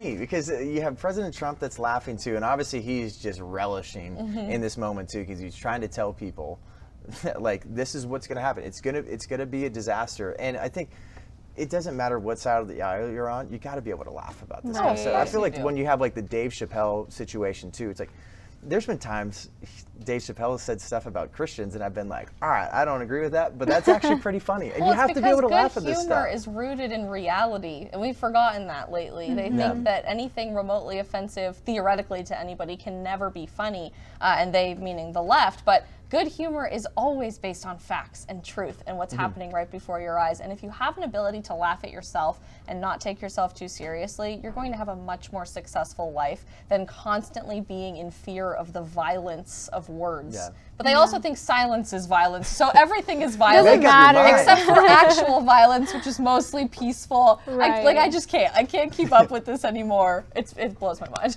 But also, too, it's taken over just every aspect of culture and society. So we even had Bryson Gray on the show recently, and his song was #1 on the iTunes charts. Number one song above Adele's brand new song. Like Adele, people were talking about that for years. Which was a great song. But it's a fantastic song. It is now #1 again. But it's taking over culture too. And you're seeing that it wasn't just Bryson Gray's song. There was also another Let's Go Brandon song. I think there was like 3 variations of Let's Go Brandon that were in the top 5 for a couple weeks straight. It's taken over. I love it. I downloaded it and I was like, I'm gonna have to play this all the time. You're like driving. I've seen people like, roll down their window and they start playing, part of the song, and people are like, what? Oh, I love that. That's so awesome. There was a great point from producer Angelo, a part of the team here that helps like script out the show, put everything together. Also, shout out to everybody on the show, doing a great job. We've been doing this for like over a month or so, but he said that the left didn't have some sort of like rallying cry. They didn't have some sort of song where they rallied around. Right. He was bringing up like, during the 60s and 70s, there seemed to be like music where you could rally around, bring people together. And it seems like now when you see like a Let's Go Brandon song, it's like that's what people are listening to. It's taken off. That's really interesting to think about, actually, because I don't think the left needed that under President Trump. They all were united in one common goal, despite the fracturing of what's happening on the left with far left socialists and then more moderate liberals. They all had a united goal: get Donald Trump out of office, defeat everything that he ever accomplished as soon as we do, and take down anyone in America that supported him. Now you're starting to see that splintering happen. I think that they're back in power, but conservatives have never really, in my lifetime at least, been able to unite like that. With one exception, and that was 2016. But even today, you're starting to see little factions start to fight with each other and argue with each other, and it's never about a common goal of uniting to defeat the cultural left. I love that this is not just a political thing, this Let's Go Brandon fad, it's a cultural thing. Yeah. People are having fun with it. It's part of athletic events and sports.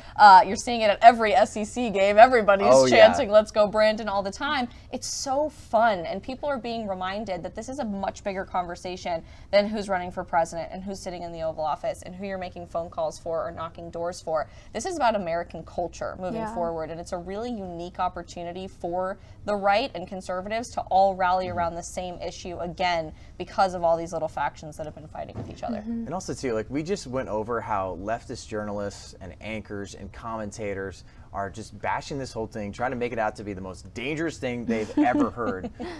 We have such a problem, like toughen up, people. Like this is funny. And this is something that like actually people are trying to hold this administration accountable. And I think what's so wrong about, you see tweets like this, is not only the language that's being used that is clearly divisive and just gaslighting, but it's, can you maybe sit back and listen to people? Like just sit back, you have millions of people. You put all these stadiums and arenas together, this is millions and millions of people on a weekly basis. Every single Saturday football game in college football. You got this happening in the World Series. You sit back and realize that this isn't just something that happened at a few games. This is something that's happening over and over and over, and people are upset. Yeah, well, I think people are waking up to the fact that our country is, you know, going downhill, and, you know, people are tired of it. And so they want to rally around something because they want hope for the future. And I think it's exciting to see that. I mean, when I see the videos, I'm like, I want to be at a game like that. I want to experience that, because you really do sense that like connection with people.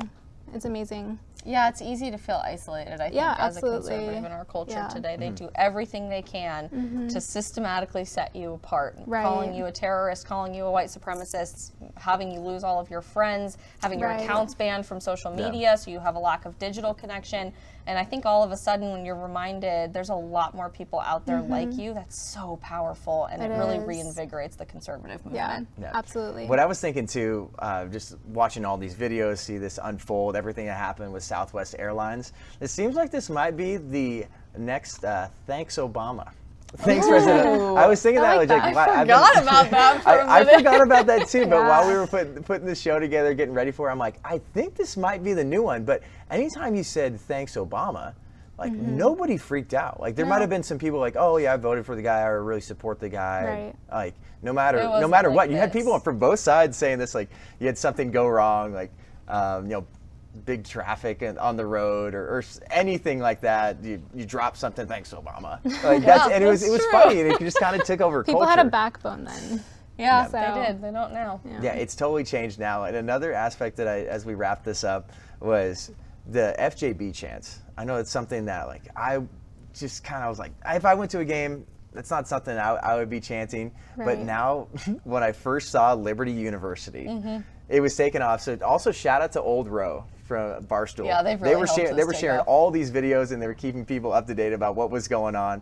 But when Liberty University started chanting "Let's Go Brandon," it almost felt like everybody's a part of it. Like this is like the PG version, and everybody can be a part of it. Don't feel bad. You don't feel guilty, right? I heard a lot of people bring that up. Well, unpopular opinion, I kind of love that people are being a little more colorful with their language, because it is how a lot of people talk off screen, when the cameras are turned off, when nobody's listening. That's how people communicate with each other. And what I loved about President Trump was he was the first politician in our lifetime that understood that. And he spoke the same language as the American people. It wasn't perfectly scripted. It wasn't approved by a whole team of press people and communications directors and script writers. It was authentic. And I mean, I probably wouldn't join in on the same chant, but I love that most people in America felt that they could resonate with something that was raw and authentic and real. Yeah.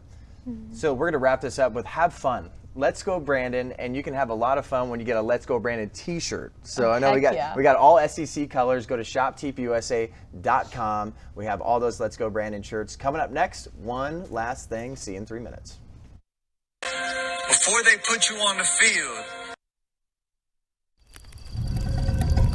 In these United States of America, this great country of ours, we American Indians, we can be anything we want to be.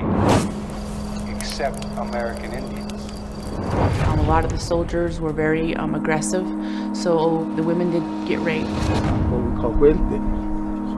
Huelte means a place of suffering, dying, starvation, nothing. was like Nazi concentration camps. I didn't realize how corrupt things were.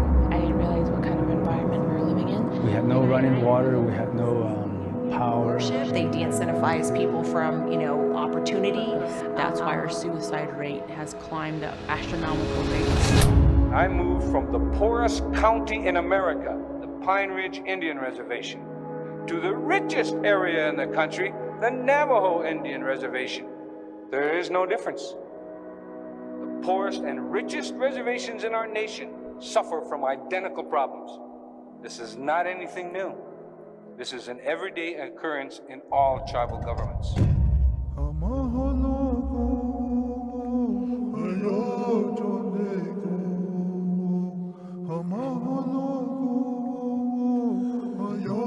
So my life and my tale and my truth has been to fight socialism.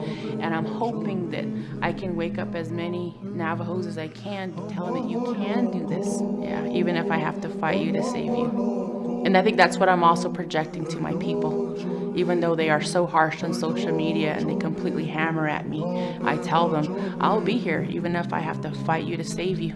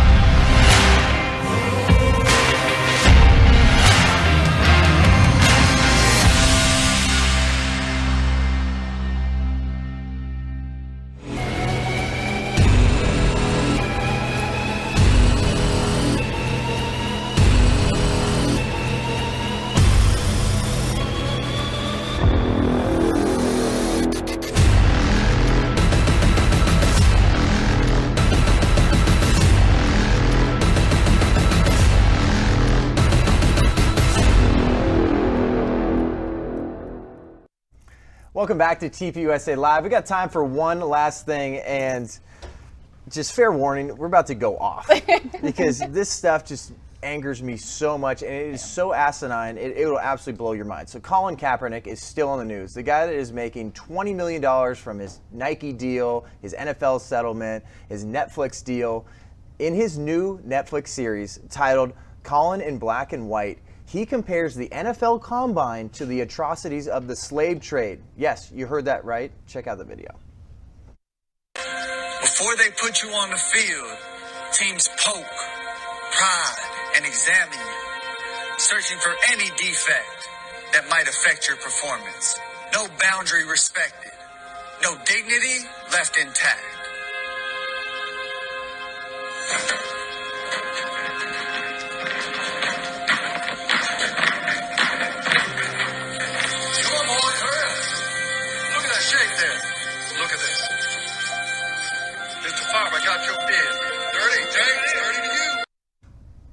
He's literally saying, so the NFL Combine, it's like laughable. It also should anger some people.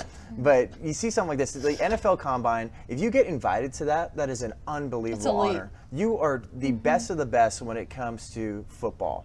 And you have the ability to showcase your skills. They're going to measure your wingspan. They're going to see how fast you can run, how far you can jump, how high you can jump, everything for a chance to become a millionaire. And to compare that to the atrocities of the slave trade, I would be so upset if I was the black community or anybody that knows anything about the slave trade and the disgusting part of that history. I have a lot to say. There's a lot to unpack here. The two main things that have just been rattling around in my head since I watched this video, which I've watched many times now, it just gets funnier every time. Number one, you make tens of millions of dollars for literally doing nothing. You do nothing. You don't play a sport anymore. You're a talking head, basically. So congratulations. To equate that to slavery, which is doing all of the things for $0, doesn't add up in my mind. Maybe it's because math is racist now, everything's racist, so we shouldn't be adding numbers up. I don't know. Second point here, if you're so concerned that the NFL, Colin Kaepernick, is slavery, and that these teams want to own black people as their slave masters, why is it so hard for you to get back into the NFL as a black man? Also, too, if they're so bad, why do you want to become a slave again yourself? Like, right. What are we saying here, Colin Kaepernick? But that's the thing, too. So, like I brought up earlier that he's making tens of millions of dollars. You brought that up, too. For doing nothing. For doing absolutely nothing. Being an activist. And a guy that said, hey, I'm taking a knee for police brutality, and then I'm going to go out to practice next, and I'm going to wear socks with police officers as pigs? Like, what are we doing here? And then wearing a Fidel Castro T-shirt in your press conferences. You shouldn't have taken this guy seriously years ago. And also, if he's so upset and feels like he's been blackballed from the NFL, he hasn't been blackballed from the NFL. No. He had multiple chances and multiple invitations to try out for teams. Recently, in 2019, for the Atlanta Falcons, I didn't want him on my squad, but hey. If you can play, you can play. Like the NFL is a meritocracy. If you can play and make a team money, but he was a backup quarterback to Blaine Gabbert. You have no idea who Blaine Gabbert is, and you shouldn't, because the guy was garbage, and he was a backup quarterback to him. And it's like, you had a good run, Colin, but you can't make it. You're not a good football player. Stop pushing this stuff. Rachel, please talk, because we're way too animated here. Well, my first thought is, like, what a place of privilege to be able to say something like that. Like, it's hysterical, but it's also very sad for someone to be able to say something like that, especially because human trafficking is such a real thing. Yeah. Not only in the United States, but I mean, when you look at Asia, when you look at Africa, you look at all these different countries, and he has no idea what these people really live through. And for him to be able to say something like that, like, it's disgusting. And to portray it in this weird, like, cartoonish way with this fancy LED wall studio and a beautiful script and a teleprompter. It's so fake. Yeah. Like, it's just disgusting, honestly. It is. He's quite literally obsessed with that whole idea. That's what it is. It's obsessive. Yeah. It's gross. But I think it's so often people are just like, well, why do you keep talking about this guy? It's like, well, this guy's given a platform, and we got to shut this down. We got to shut it down quick. Because if you're going to keep, like, the NFL, too, is completely, like, bent a knee themselves to this whole woke mob, too. Like, they have end racism in the end zone. Right. They're putting, basically, you have Jacob Blake and other just actual criminals in the back of their helmets here. They're pushing this stuff, but don't listen to Colin Kaepernick anymore. I mean, we don't want to. That's the thing. Everybody's like, why are you still talking about this guy? I don't want to keep talking about this guy. I want to talk about Von Miller, which I'm actually really passionate about this week. And I want to talk about Aaron Rodgers shutting down woke culture. I don't want to talk about this, so stop giving this guy a platform. He is a literal clown. Just stop. Yeah, we got to talk about the good players in the NFL, but Rachel, Isabel, thanks so much for joining us on TPUSA Live today. Get tickets to AmericaFest, TPUSA.com/AmericaFest. Coming up next, we got Reloaded with Paige Roux, and then you're going to hear a little bit more sports with me in Breakaway. We got Steve Weatherford on, but we will be seeing you tomorrow. Catch up on the live feed, TPUSA.com/live feed. Bye-bye.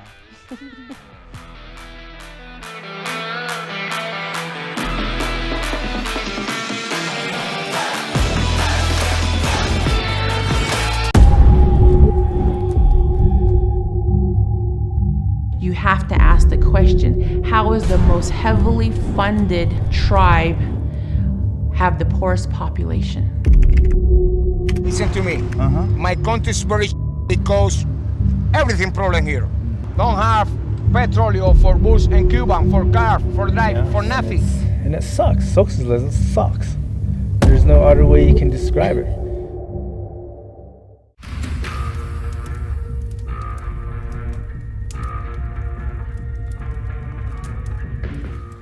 It's no secret that I'm a little biased in favor of handguns, but knowing how to use a rifle is important and can make you even more of a baddie. This week, I'm gonna take some notes with you because we have a guest here to help me scratch the surface on rifles, and I mean just scratch the surface. We'll also break down important terminology, hit the range to learn essential rifle basics, and then zero in on our tip of the week. My name is Paige Roux, and this is Reloaded.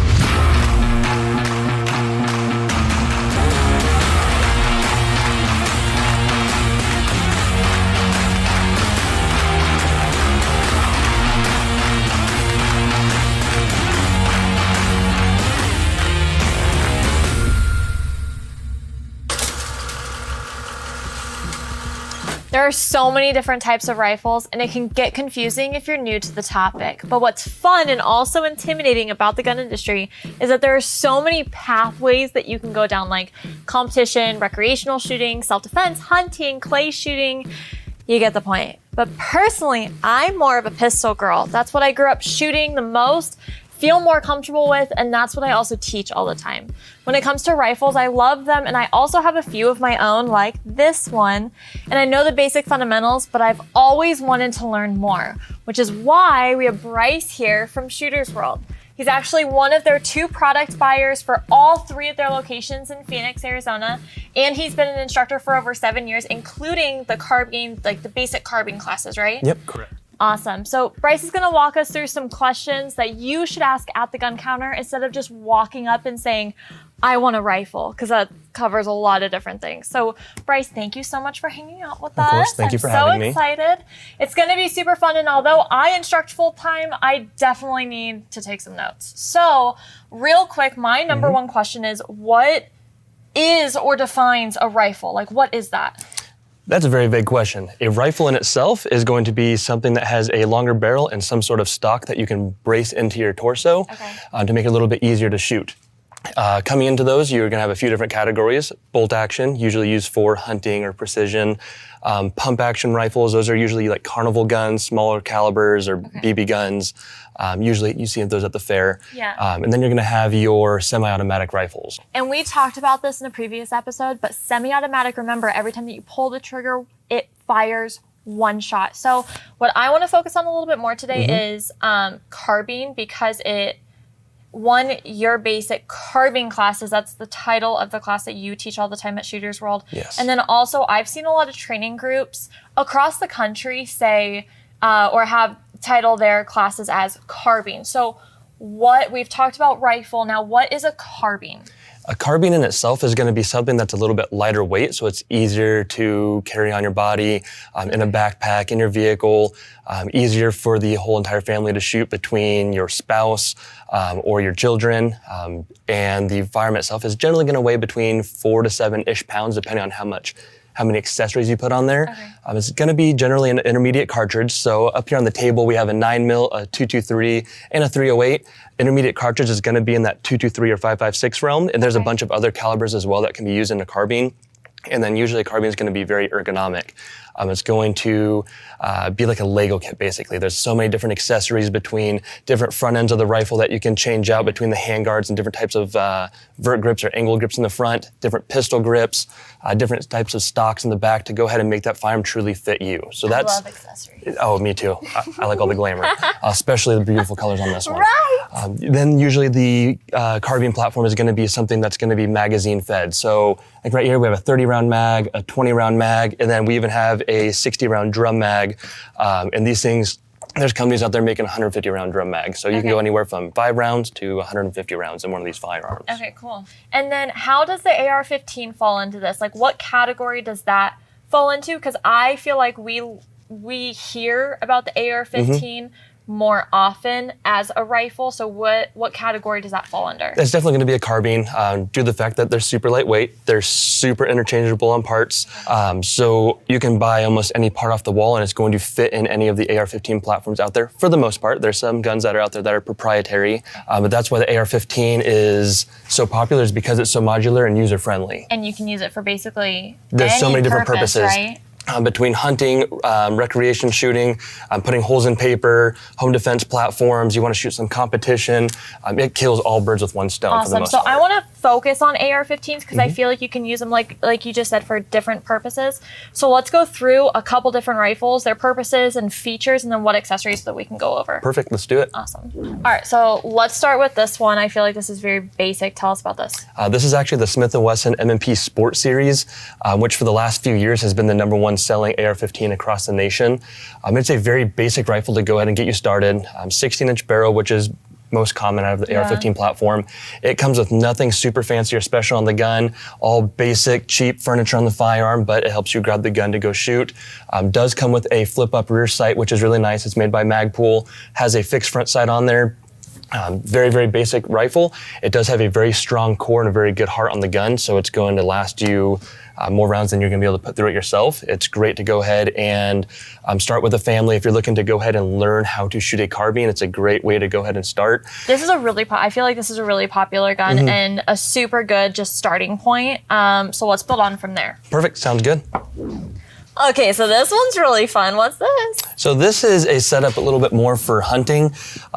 As you can see, it's painted in a beautiful brown color, so that way it blends in everywhere. But this rifle is featured with a magnified optic, which is going to help you see a little bit farther, to reach a little bit farther of a distance for when you're doing small game hunting. And then also a bipod towards the front as well to help get stabilized on like for more a rock. Stabilization. Yeah, exactly. Awesome. To get So a little bit more for small game. This is what barrel length? This is a 20-inch barrel with a muzzle brake, a little bit higher end of a stock to go ahead and get a little bit more comfort on the rifle. Awesome. So let's move on to home defense. Perfect. Okay, so I feel like this is going to be the most popular one. This is home defense. I feel like a lot of people go to the gun store looking for like a home defense rifle. Give us the deets. So this particular firearm does have a 10.5-inch barrel, so it is actually federally regulated. I do have to pay a little bit of extra tax on it to the government to go ahead and obtain this. Federally regulated under what barrel length? So we under had 16 inch. Yep, anything under 16 inch with a butt stock on it is going to be considered a short-barreled rifle. This gun does have a light on it because most bad things happen at night, and I want to be able to identify what's going on. Does have a red dot optic on it as well, which makes it a little bit quicker to go ahead and get down your sights. This one does fold up as well, so I do have a collapsible folding. So it makes it shorter. Yep, so that way I can fold it for in like a bag or something like that, so it can travel in the vehicle with me. So I think the biggest thing to focus on for a home defense gun is optic and light, especially just for the home, and then federally regulated barrel length and suppressor. Just figure out what state you're in to make sure that you're within the law on that. Fun. Let's do the last one. Okay, so this one looks a lot like the hunting rifle. So Very what's similar. the purpose of this? Okay, so this is a little bit shorter barrel. This is a 16-inch versus the 20-inch. This one has a different muzzle brake on it. This is actually used to help reduce the recoil of the firearm, so that way the gun shoots a lot more flat. And then this, it's super easy to shoot. It's kind of like shooting a 22 with the way this rifle's set up right now. Then it does have an upgraded trigger as well. It's a 3.5-pound CMC trigger that we can go ahead and get on target super quick, and it helps those follow-up shots be a little bit faster.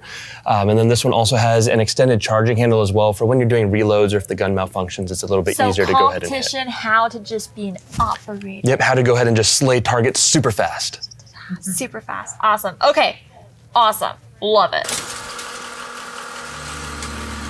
That was just a warm-up for what we're gonna learn today. All the fun hands-on stuff is coming right up. So don't move because more Reloaded is coming your way.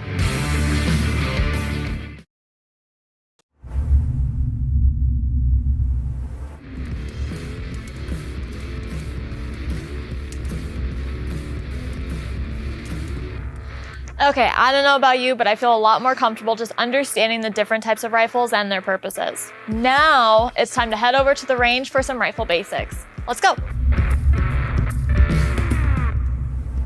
Whew. Okay, so we're on the range at Shooter's World, and then Bryce is gonna run us through some fundamentals, basic fundamentals on shooting an AR. But before we shoot, what are just kind of the basic functions of the AR? So the basic operation of the gun, some of the key parts that you're going to be needed to look for.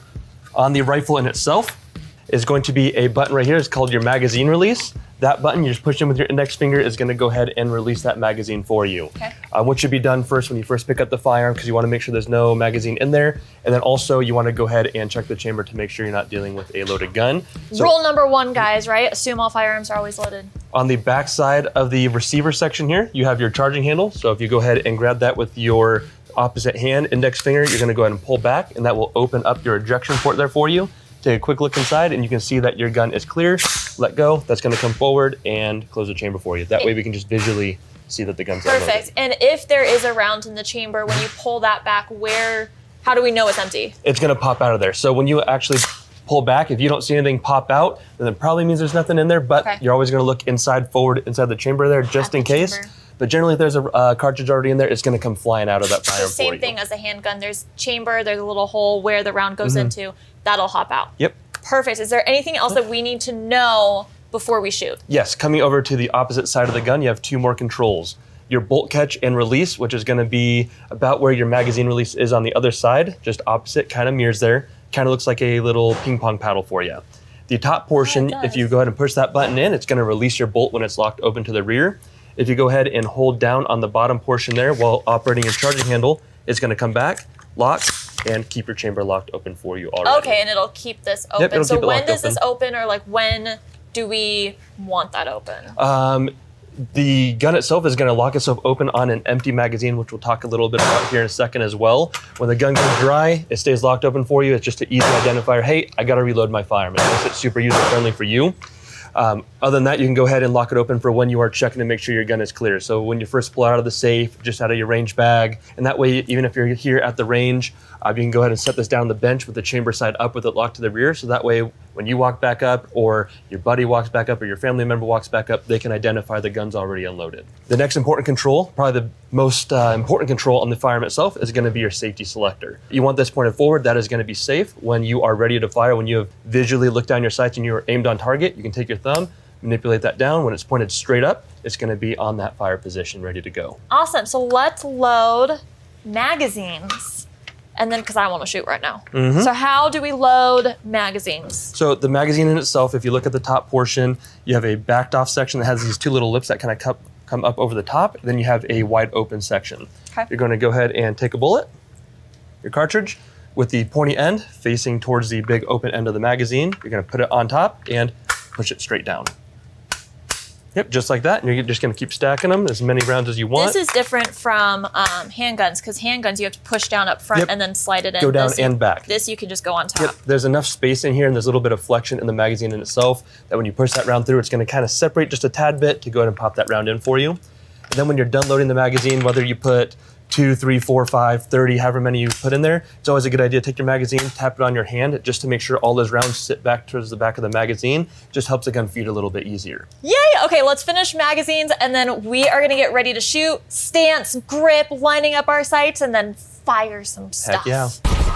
All right, so we have loaded mags. Now let's go through some stance. Yes, let's go ahead and start from the bottom going up. Okay. So coming into facing your target, you're gonna want your feet, first off, your toes pointed out just a little bit, so that way you have a little bit of room in the hips to go ahead and move towards different target transitions, whether you're shooting competition or slaying some zombies or something along those lines. So starting there, you're gonna have your support foot a little bit farther forward, your back or your strong foot a little bit farther back. That way you're slightly staggered, and that's gonna go ahead and give you a good base into the ground. It's gonna start your foundation, but it's also gonna keep you agile. You don't want your feet completely spread apart or in some weird squatting position, because you want Especially in chucks. Yep, especially on some floor like this, you want to be able to stay agile. So feet position, perfect there. What we're gonna go ahead and do is we're gonna grab the firearm. So take your dominant hand, you're gonna go ahead and grab the grip of the gun, finger off the trigger just like always. That's your number one safety. 3 fingers come around. We're gonna go ahead and just start off by taking the gun and pointing the muzzle up, and you're gonna take this and tuck it into your arm, into your elbow right there. Okay, perfect. So this is just a good position to go ahead and hold the firearm. It's gonna be a little bit more comfortable. It's gonna help disperse some of that weight, bring it closer to your body, and make it easier to hold the gun for a long period of time. Okay. So coming into the grip of the firearm with your support hand, you wanna go ahead and get as much leverage on the gun as possible with that support hand, because that's what's gonna control all of your recoil control for you, and that's what's gonna help you get back on target a little bit quicker. Okay. So let's go ahead and take your support hand. We're gonna go ahead and cup it around your grip.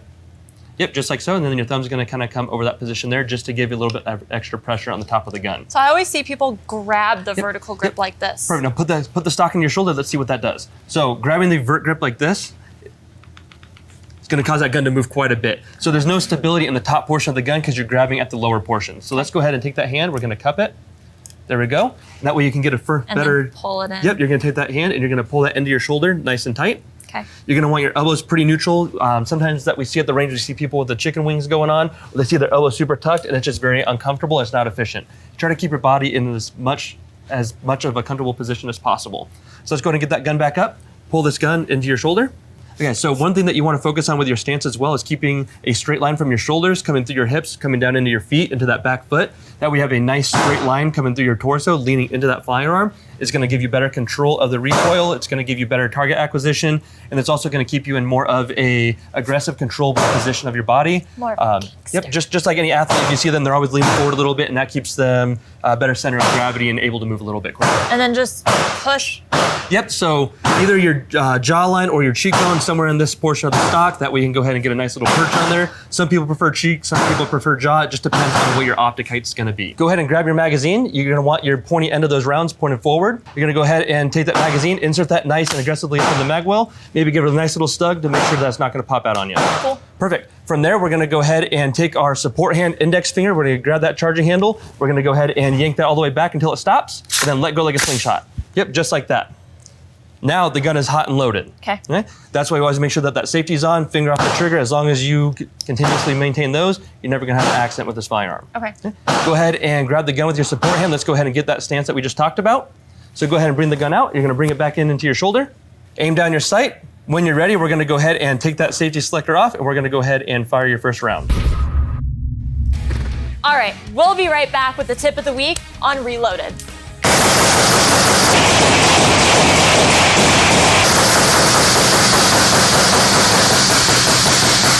You had more than me.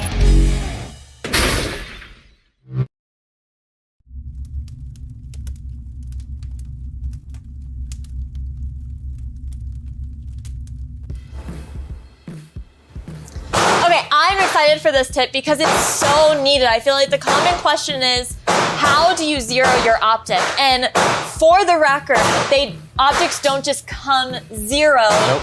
Out of the box. You can't just slap it on your gun and then just start shooting. You have to go to the range and zero it for your gun. So Bryce is gonna help us with that, which I'm so excited for.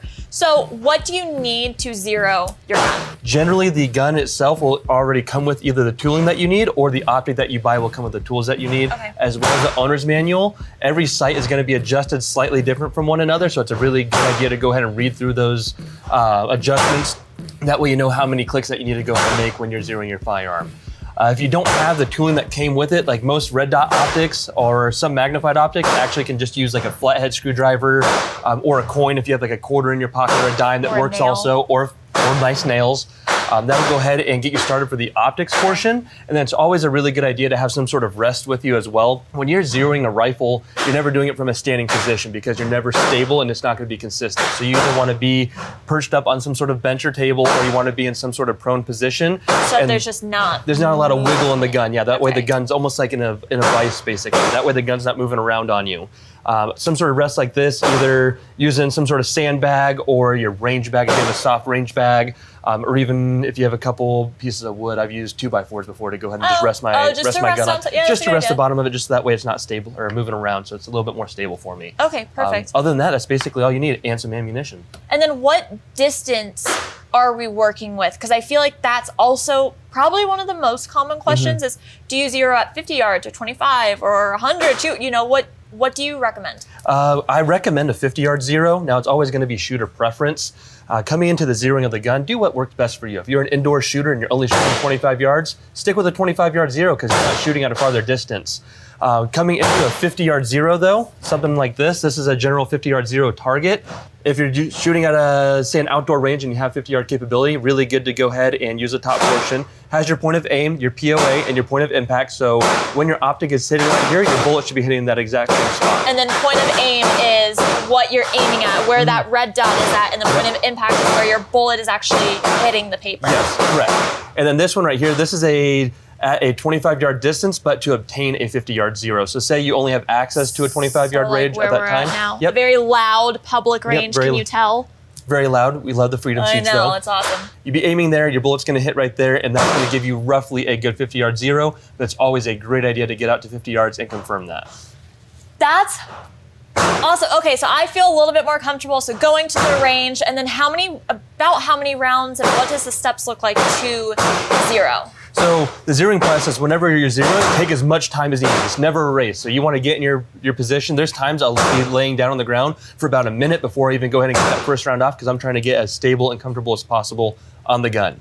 When I'm actually shooting the rifle, I generally shoot 5 rounds at a time, take a look at my target, go to make my adjustments, get back in that position, take as much time as I need, send another 5 rounds down And those range. adjustments, how are you making it if it's like you're aiming here and then it's in the top one of the top corners, how do you adjust it to hit center? So generally what I'll do, depending on how far I'm off, if I'm say 6 inches off, I'm just gonna crank my optic in the directions that it needs to go ahead and get as close as possible. But say I may be an inch or 2 inches off, I'm gonna go ahead and work laterally over first. That's my personal preference. And then I go ahead and work my elevation. So I go one direction over, just keep making my adjustments till I'm right on. And then I go ahead and start working that elevation up and down. So do one first and then move it down. Okay. When you're fine tuning, yeah. If you have a gun at home and it's got an optic on it and you don't know if it's zero, definitely use these steps from Bryce to make sure that it's zero during your next range visit.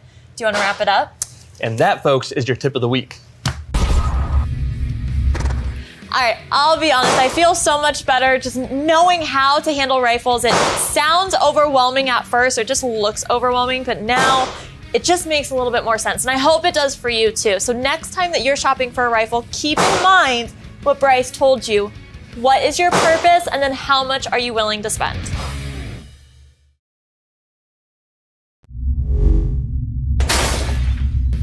Come hang out with me next week for a very special episode because I'm gonna have one of my training mentors on to run us through some drills, and I don't want you to miss it. Don't forget to like, share, and comment on this video so I can talk 2A with you every week. My name is Paige Roux, and your firearm freedom just got reloaded.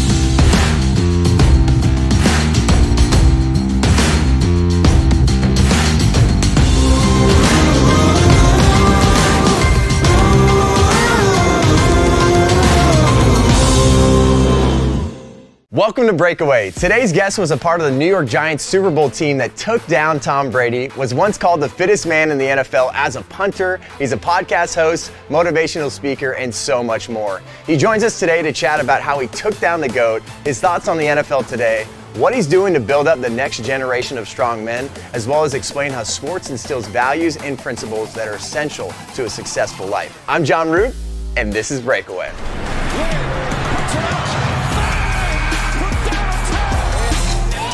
Well, welcome back to Breakaway. We are hanging out with a former NFL punter, Super Bowl champion, and was once known as the fittest man in the NFL, Steve Weatherford. Welcome to the show. It's good to be here. Producer Brian, welcome back, buddy. Yeah, the non-fittest man on the couch, but you know, that's okay.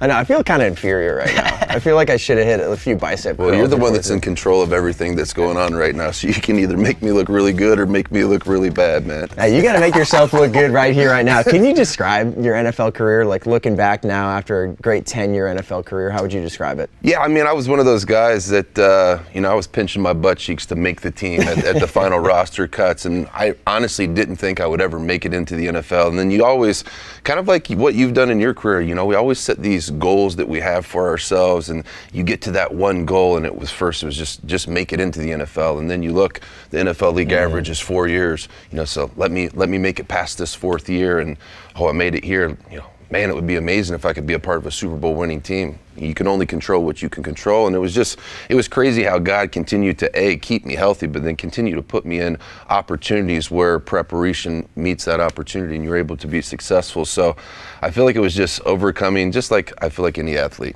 overcoming adversity after adversity. But I was just really thankful that I was able to be a part of some franchises that had some really good quarterbacks, and to be able to win a Super Bowl in New York was pretty amazing. I mean, I remember getting off the plane and getting onto the float. Oh, yeah. 1.2 million people Jeez, in New York City, in Manhattan. Everybody's waving their blue flags. And that was a special time because, I remember what happened. Just recently we had the 20-year anniversary of 9/11. I remember exactly where I was. And to be able to win a world championship for a city like that, that was really special.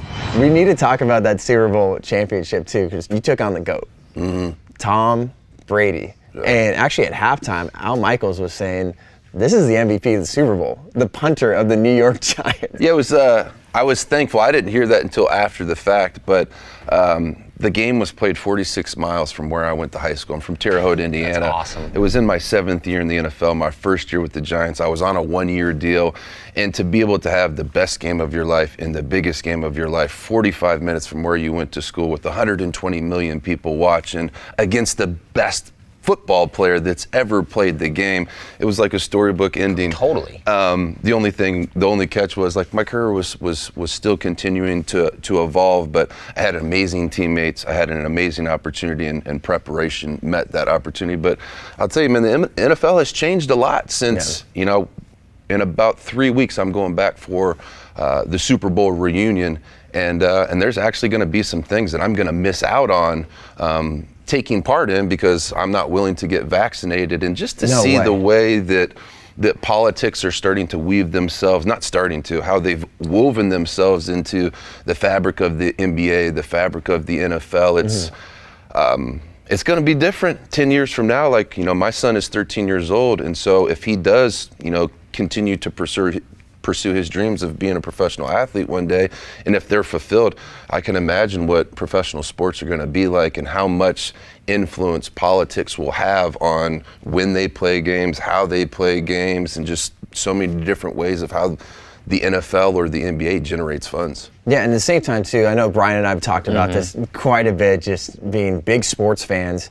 The Players Association needs to stand up for the players. And you're seeing places like the NBA where they're saying like, well, like we're not mandating the vaccine. And then you're seeing you have crazy protocols that are going on in the NFL, and it seems like, hey, if you're unvaccinated, you need to be here. If you're vaccinated, you can do this, you can live your life, you can't live your life, and it's just divisive too. Well, it's just taken away from the game.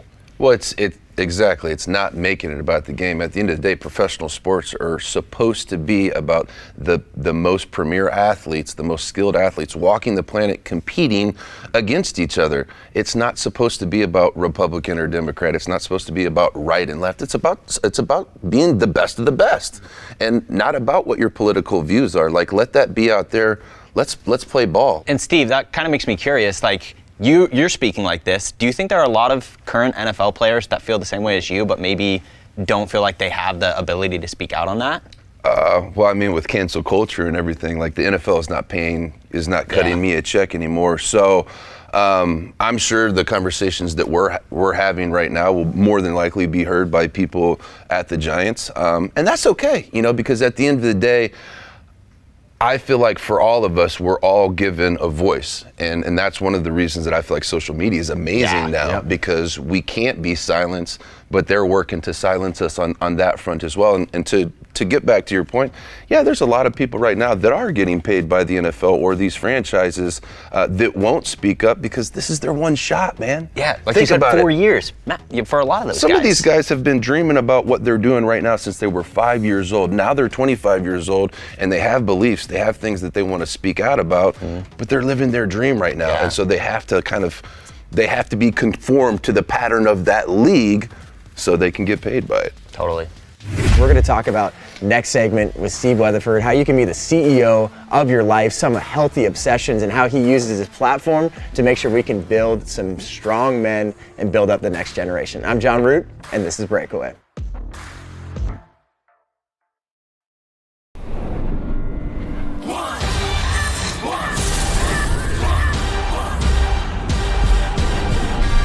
Welcome back to Breakaway. We're going one-on-one with Super Bowl champion, motivational speaker, Steve Weatherford. At 14, you weighed 108 pounds, right? Right. That's crazy. I look at you right now, I was like, there's no way. You're 108 pounds, but you made it a goal to be an athlete and make it to the pros. You became a decathlete. You were an All-American at Illinois, and obviously Super Bowl champion in 10-year NFL career. Yeah, it was, for me, I'm goal-oriented, you know, and I believe that when you can kind of visualize what the last chapter of a book would look like, the logical next place to start is that chapter and taking action right there. So, man, I just became completely obsessed. And it was before the internet, you know, so I had to go to the library and get like bodybuilding encyclopedias, and I was getting all of my supplemental advice from like Muscle and Fitness magazines that I would steal from the dentist's office. Some magazines that you've been on the cover of. Yeah, so I mean, I stole my very first ever Muscle and Fitness magazine. I stole in 8th grade from Dr. Scott's office. If you're watching, Dr. Scott, thank you, man.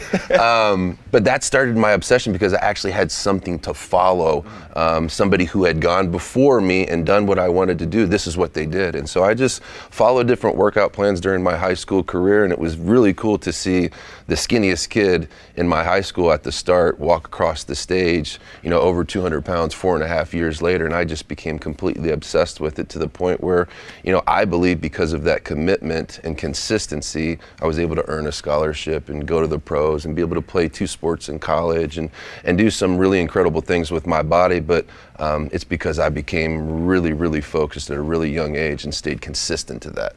But once you make it to that level, that's 10 years of your life. Obviously, that's a good amount of time, but there's so much life to live. So now you use your platform telling people they got to be the CEO of their life. You utilize Weatherford Fit. Do you feel like how you utilize your platform now is maybe even more important than making it to the NFL and having that decade there? Oh, for sure, because my pursuit to the NFL is like for sure self-serving, John, because it was something that when I was in the backyard with my dad or my brother and we're throwing the ball, it's like the thing that we all imagined ourselves doing was like being in the NFL and catching that touchdown. Well, I didn't get to catch a touchdown, and nobody imagines himself being the punter in the NFL. But I did it, you know, I was in the NFL, but I remember after winning the Super Bowl, I remember what it was like, John, swiping my key card. It was the first time that I was like by myself. And I remember walking into my hotel room, walking past my bed and walking up to the window and looking down and realizing all of these people that didn't play in the game, and some of them weren't even Giants fans, were just so excited about the game that was played. And it was the first time I took a deep breath.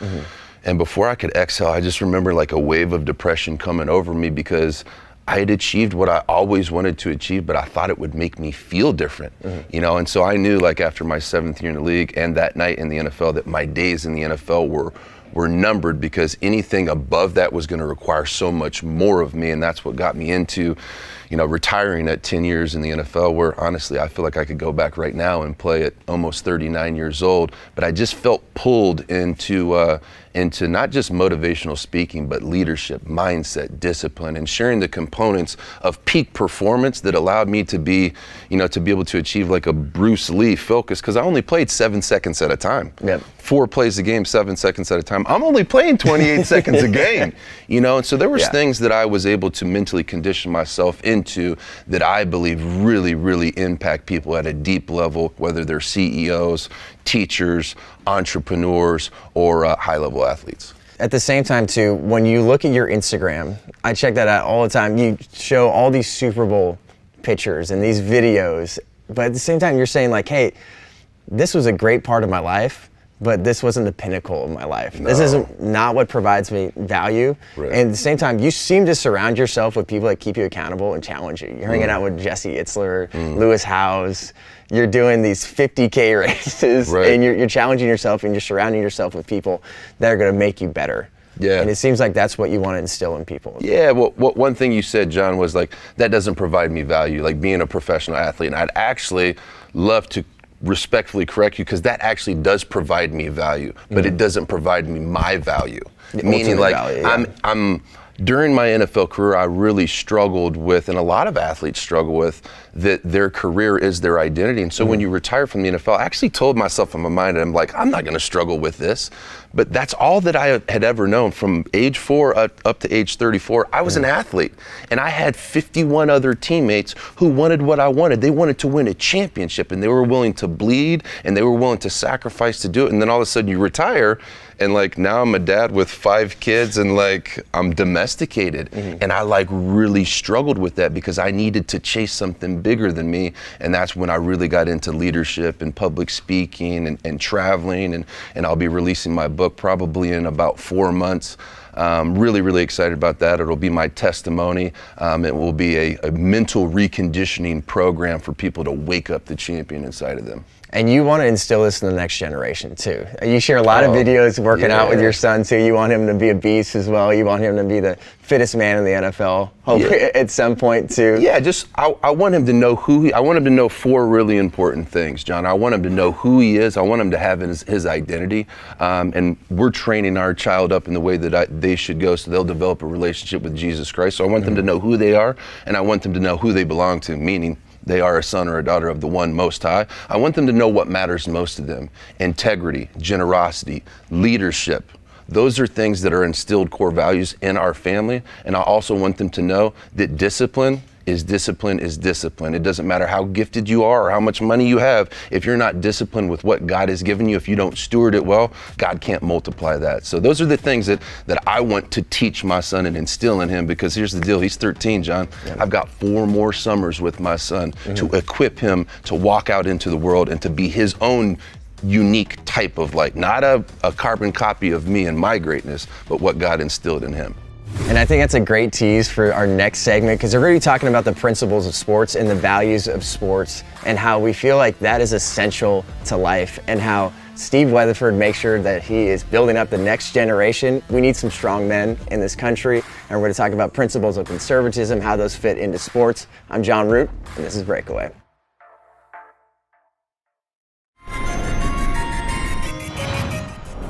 Hey, we're back with Breakaway, hanging out with the fittest guy I think we've ever seen on the couch. we'll tell you that. Some of the other guests might take offense to that, but it's okay. Producer Brian, he's back. We were talking about last segment about principles and values that sports teach, and then what you're instilling into the next generation. Brian and I were talking, and we really believe principles of conservatism should be instilling a fitness of physical, mental, and spiritual. And I feel like that's something that should be a core principle of conservatism, making sure people are physically, mentally, and spiritually strong. Do you agree with that? I absolutely agree with that, but I feel like a lot of people are like looking for a balance of the 3, and I'm just like, I'm real with myself. It's gonna take a lot of work for me to get my spiritual muscle to match my physical or my mental muscle. I spent 25 years as like a professional developing my mind and my body to be able to go out there and perform a skill no matter how many people are watching. And to be honest with you guys, I only prayed like before meals or before games because I was scared to death people were gonna find out I was a fraud or a phony. So like mind, body, and spirit is absolutely, I believe, not just a conservative or a left or a right thing. Like, that's a human thing. That's how God created us to operate. So if we are to be examples to other people, we have to develop all areas of our life and be the fruit. But a lot of men aren't willing to like have that real conversation with themselves and like, what are the things that are really stopping me? What are the ways that I'm thinking? What are the ways that I'm speaking? What are the coping mechanisms or addictions that I'm allowing to exist in my life that maybe existed in the father before me? What are those generational curses? And they could be poverty. They could be alcoholism. They could be, with opioids now. Like, that's a whole new wrinkle of addiction. And not to mention, then you mix in tech addiction, and social media. That's a whole new form of addiction. And so it's just, there's a scripture in the Bible, and I'll say this, and then I know you got another question. It says, do not be conformed to the patterns of this world, but be transformed by the renewing of your mind. And what that means to me is like, look at everything that is being intentionally and strategically created to get us to think a certain type of way. But until we have conversations like this about what does it really mean to be a leader? And to me, in my house, what it means to be a leader is to have a positive attitude, to be committed to excellence, to be a leader at all times, to be generous, and then be committed to other people as much as you're committed to yourself. And so I know that was a long answer to your question, but there are some conforming that is happening in this world right now, and conversations like this are gonna be the thing that get people to start to think about what they're thinking about a little bit differently. Completely. And there's so many values that are instilled in sports too. We want kids and people to jump into sports for a specific reason. You can find community, you build up character, obviously you can get in physical, spiritual, and mental shape. Sure. And I feel like that's the power of sports too. Growing up and playing sports, learning those, and then when people watch sports now, those are the values they should be getting. Yeah, at the end of the day, it's collective suffering, John. Like, that's the thing that I believe I miss the most about being a professional athlete, or an athlete in general, is the collective suffering of like training camp. Yeah. You know, like nobody liked training camp. And matter of fact, dude, we only got paid $250 a game in training camp. Eli Manning, who might be making $20 million that year, he only got $250 for training camp. So nobody wanted to be in training camp, but we knew it was a proving ground that we needed to earn our stripes to get that blue helmet to play that season for the New York Football Giants. And so it was like those hard times that really brought us together. Like, do I miss playing in like Super Bowls and big important games? Of course. Sure. Yeah. But I actually miss like playing poker with the guys like maybe a night or two before final cuts, because we're all nervous whether or not this might be the last night or two that we spend together, because, you know, maybe I'm too expensive, or maybe, you know, they're going to ask him to take a pay cut and he gets traded. And so to me, it's that collective suffering of going through something difficult together for a purpose bigger than who you are. And I believe that's what family really is, and that's why it feels good. So then when we don't get that anymore, that's why we struggle. No, completely, and that's why we love sports. Is you know, sports isn't necessarily about just making it to the pros. You know, why do kids love sports? It's about discipline. It's about learning that you can achieve things, that you can be better than you were yesterday. It's about working as a team, and it's unfortunate because I feel like as some of this laissez-faire type of today's American culture seeps into the world of sports, it's kind of ruining what the traditional sports used to be like, and that's what I'm really worried about. Yeah, well, you're worried about it, man. Like, I love my family, but I saw the other day on Facebook that my brother is the coach of a team, and they gave the team that got second place in the losers bracket rings.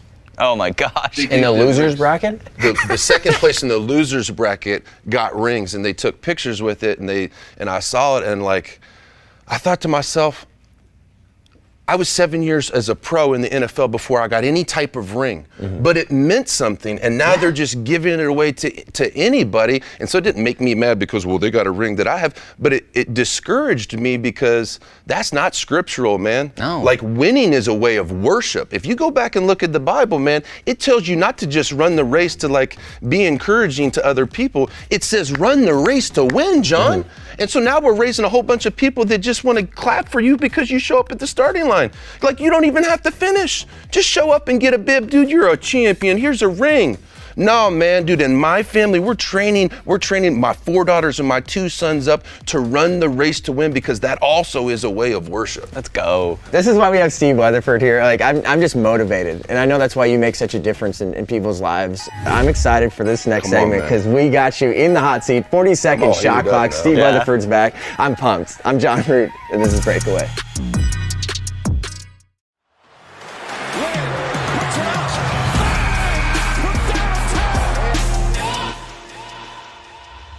Welcome back to Breakaway. This dude right here, Steve Weatherford, in the hot seat. 40-second shot clock. Brian, you ready to rock? Oh, I'm ready to go. I'm ready to go. All right, you have not seen these questions. 40 seconds. Ready, set, go. Will the Bucks repeat?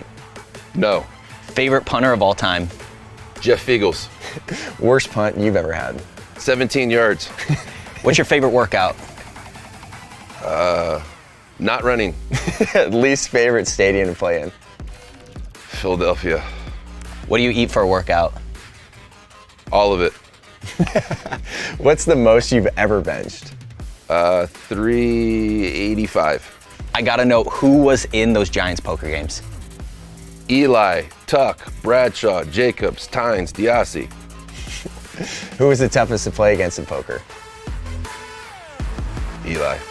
And that is it at the buzzer.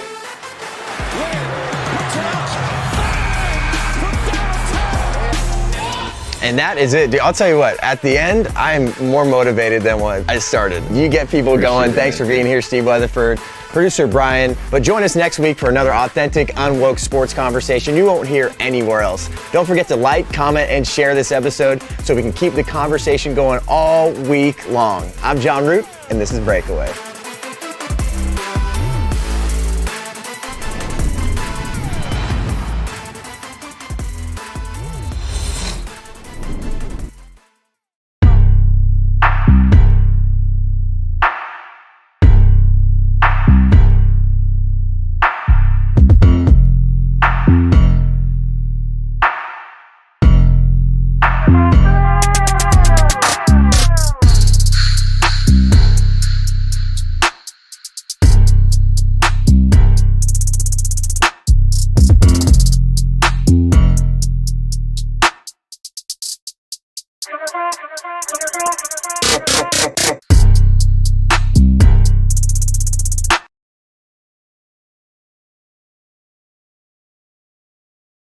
Hey everyone, Jon Root here. Stick around for a new episode of Politics where host Alex Clark will give you all the juicy details about Pete Davidson and Kim Kardashian, a Melania Trump fashion breakdown, Hot Take Tuesday, that and so much more next on Politics.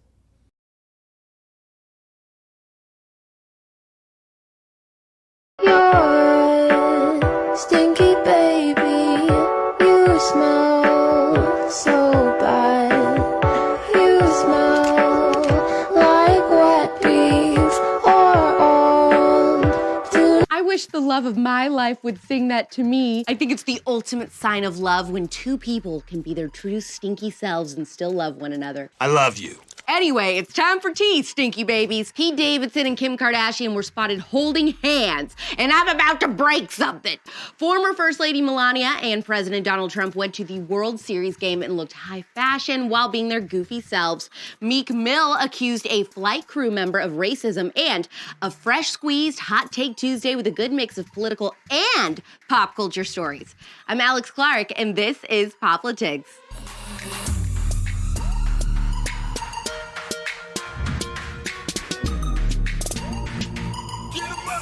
November is coming in weird. SNL star and comedian Pete Davidson was spotted holding hands with Kim Kardashian on a Halloween ride at Knott's Scary Farm. TMZ posted the photos and made a lot of people's dreams come true after watching Pete and Kim do the Aladdin sketch when she hosted SNL a few weeks back. Now, are you gonna kiss me or not?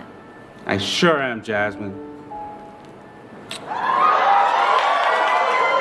was Ariana Grande that let the cat out of the bag about Pete being, well, how do I say this? Well endowed. But there is still something else entirely at play here. This man has been able to score with some of the hottest women in the world. It's like they line up to be with him. If I need a ride sometime, I'll let you know. Some people are trying to say they are just friends. Ma'am, I've never seen a straight man and a straight woman hold hands platonically in my life.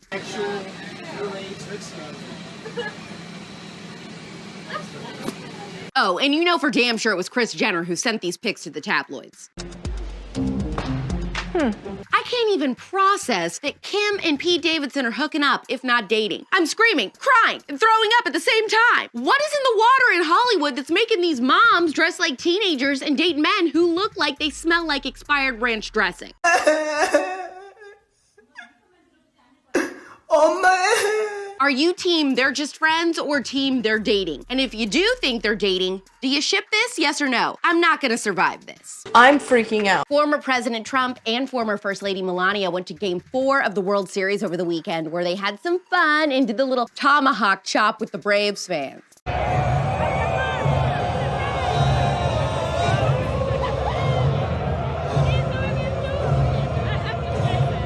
You know what? I don't care what the haters say. They are a fun couple. The Trumps clearly have a sense of humor that the doom and gloom media lacks.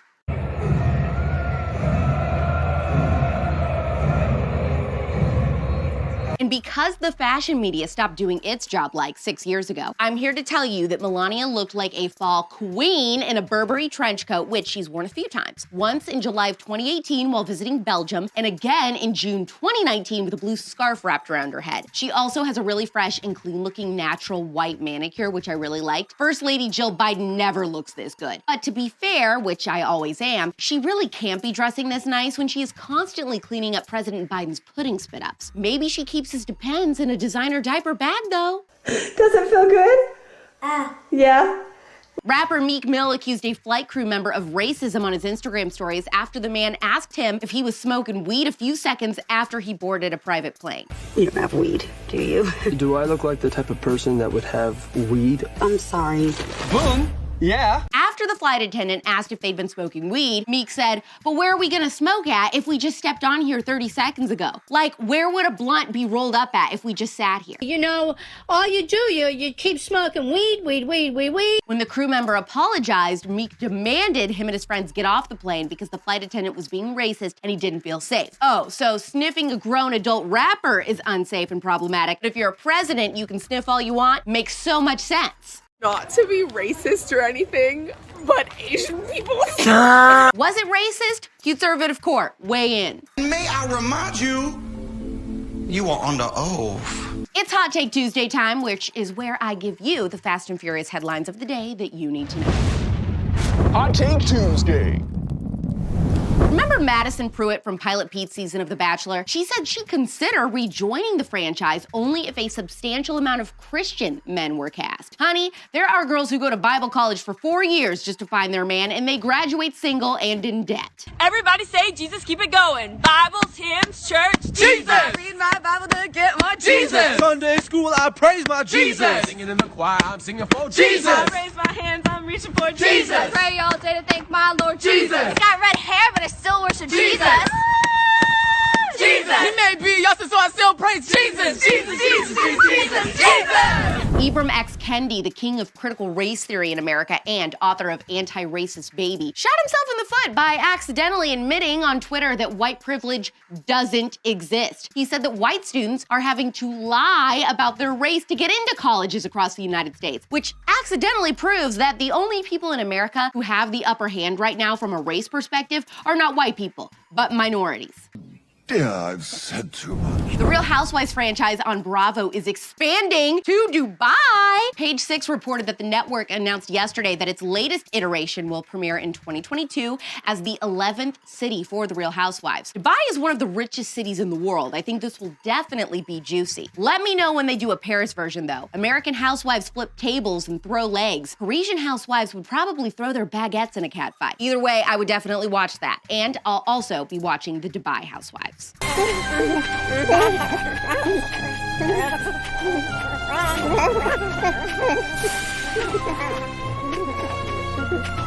Press Secretary Jen Psaki tested positive for the you-know-what, which is weird because she's gotten all the recommended juices and boosters. Plus, she said this was all a pandemic of the unjuiced, so not sure how that holds up now that she has it. But we are classy here, so we wish her a speedy recovery. Okay, there's no way to answer that and not get in trouble. Change the subject. Catch up on the latest spillover episodes before the next one comes out in 2 days. The new one this week is going to be a real mind blower that you're gonna wanna pay a lot of attention to so you don't miss anything. Subscribe to the spillover on Apple Podcasts and Spotify, and please leave a 5-star review if you haven't in a few days or ever. You can also listen to the audio version of Politics by just searching and also subscribing to that wherever you get your podcasts. There are still a few tickets available for America Fest in December here in Phoenix. It will be Turning Point USA's biggest conference ever, featuring the biggest speakers in the conservative movement and 2 full nights of concerts with huge country stars. Some have yet to be announced. You can get 25% off your tickets at tpusa.com/AmericaFest with code ALEX. Like this episode, discuss Pete and Kim in the comments. Let me know if that flight attendant was racist towards Meek Mill, and if you think Jen Psaki will change her tune on mandates since having the juice clearly didn't make a difference for her. DM this episode to one friend to introduce them to Politics and hit the save button. By the way, I am speaking at Texas A&M this Friday. If you live around there and you want to come, all ages are welcome. If you want to reserve your free ticket, DM Politics on Instagram and I will send you the link. We're back tomorrow at 4 p.m. Eastern, 1 p.m. Pacific. It's pop culture without the propaganda every single day. I'm Alex Clark, and this is Politics.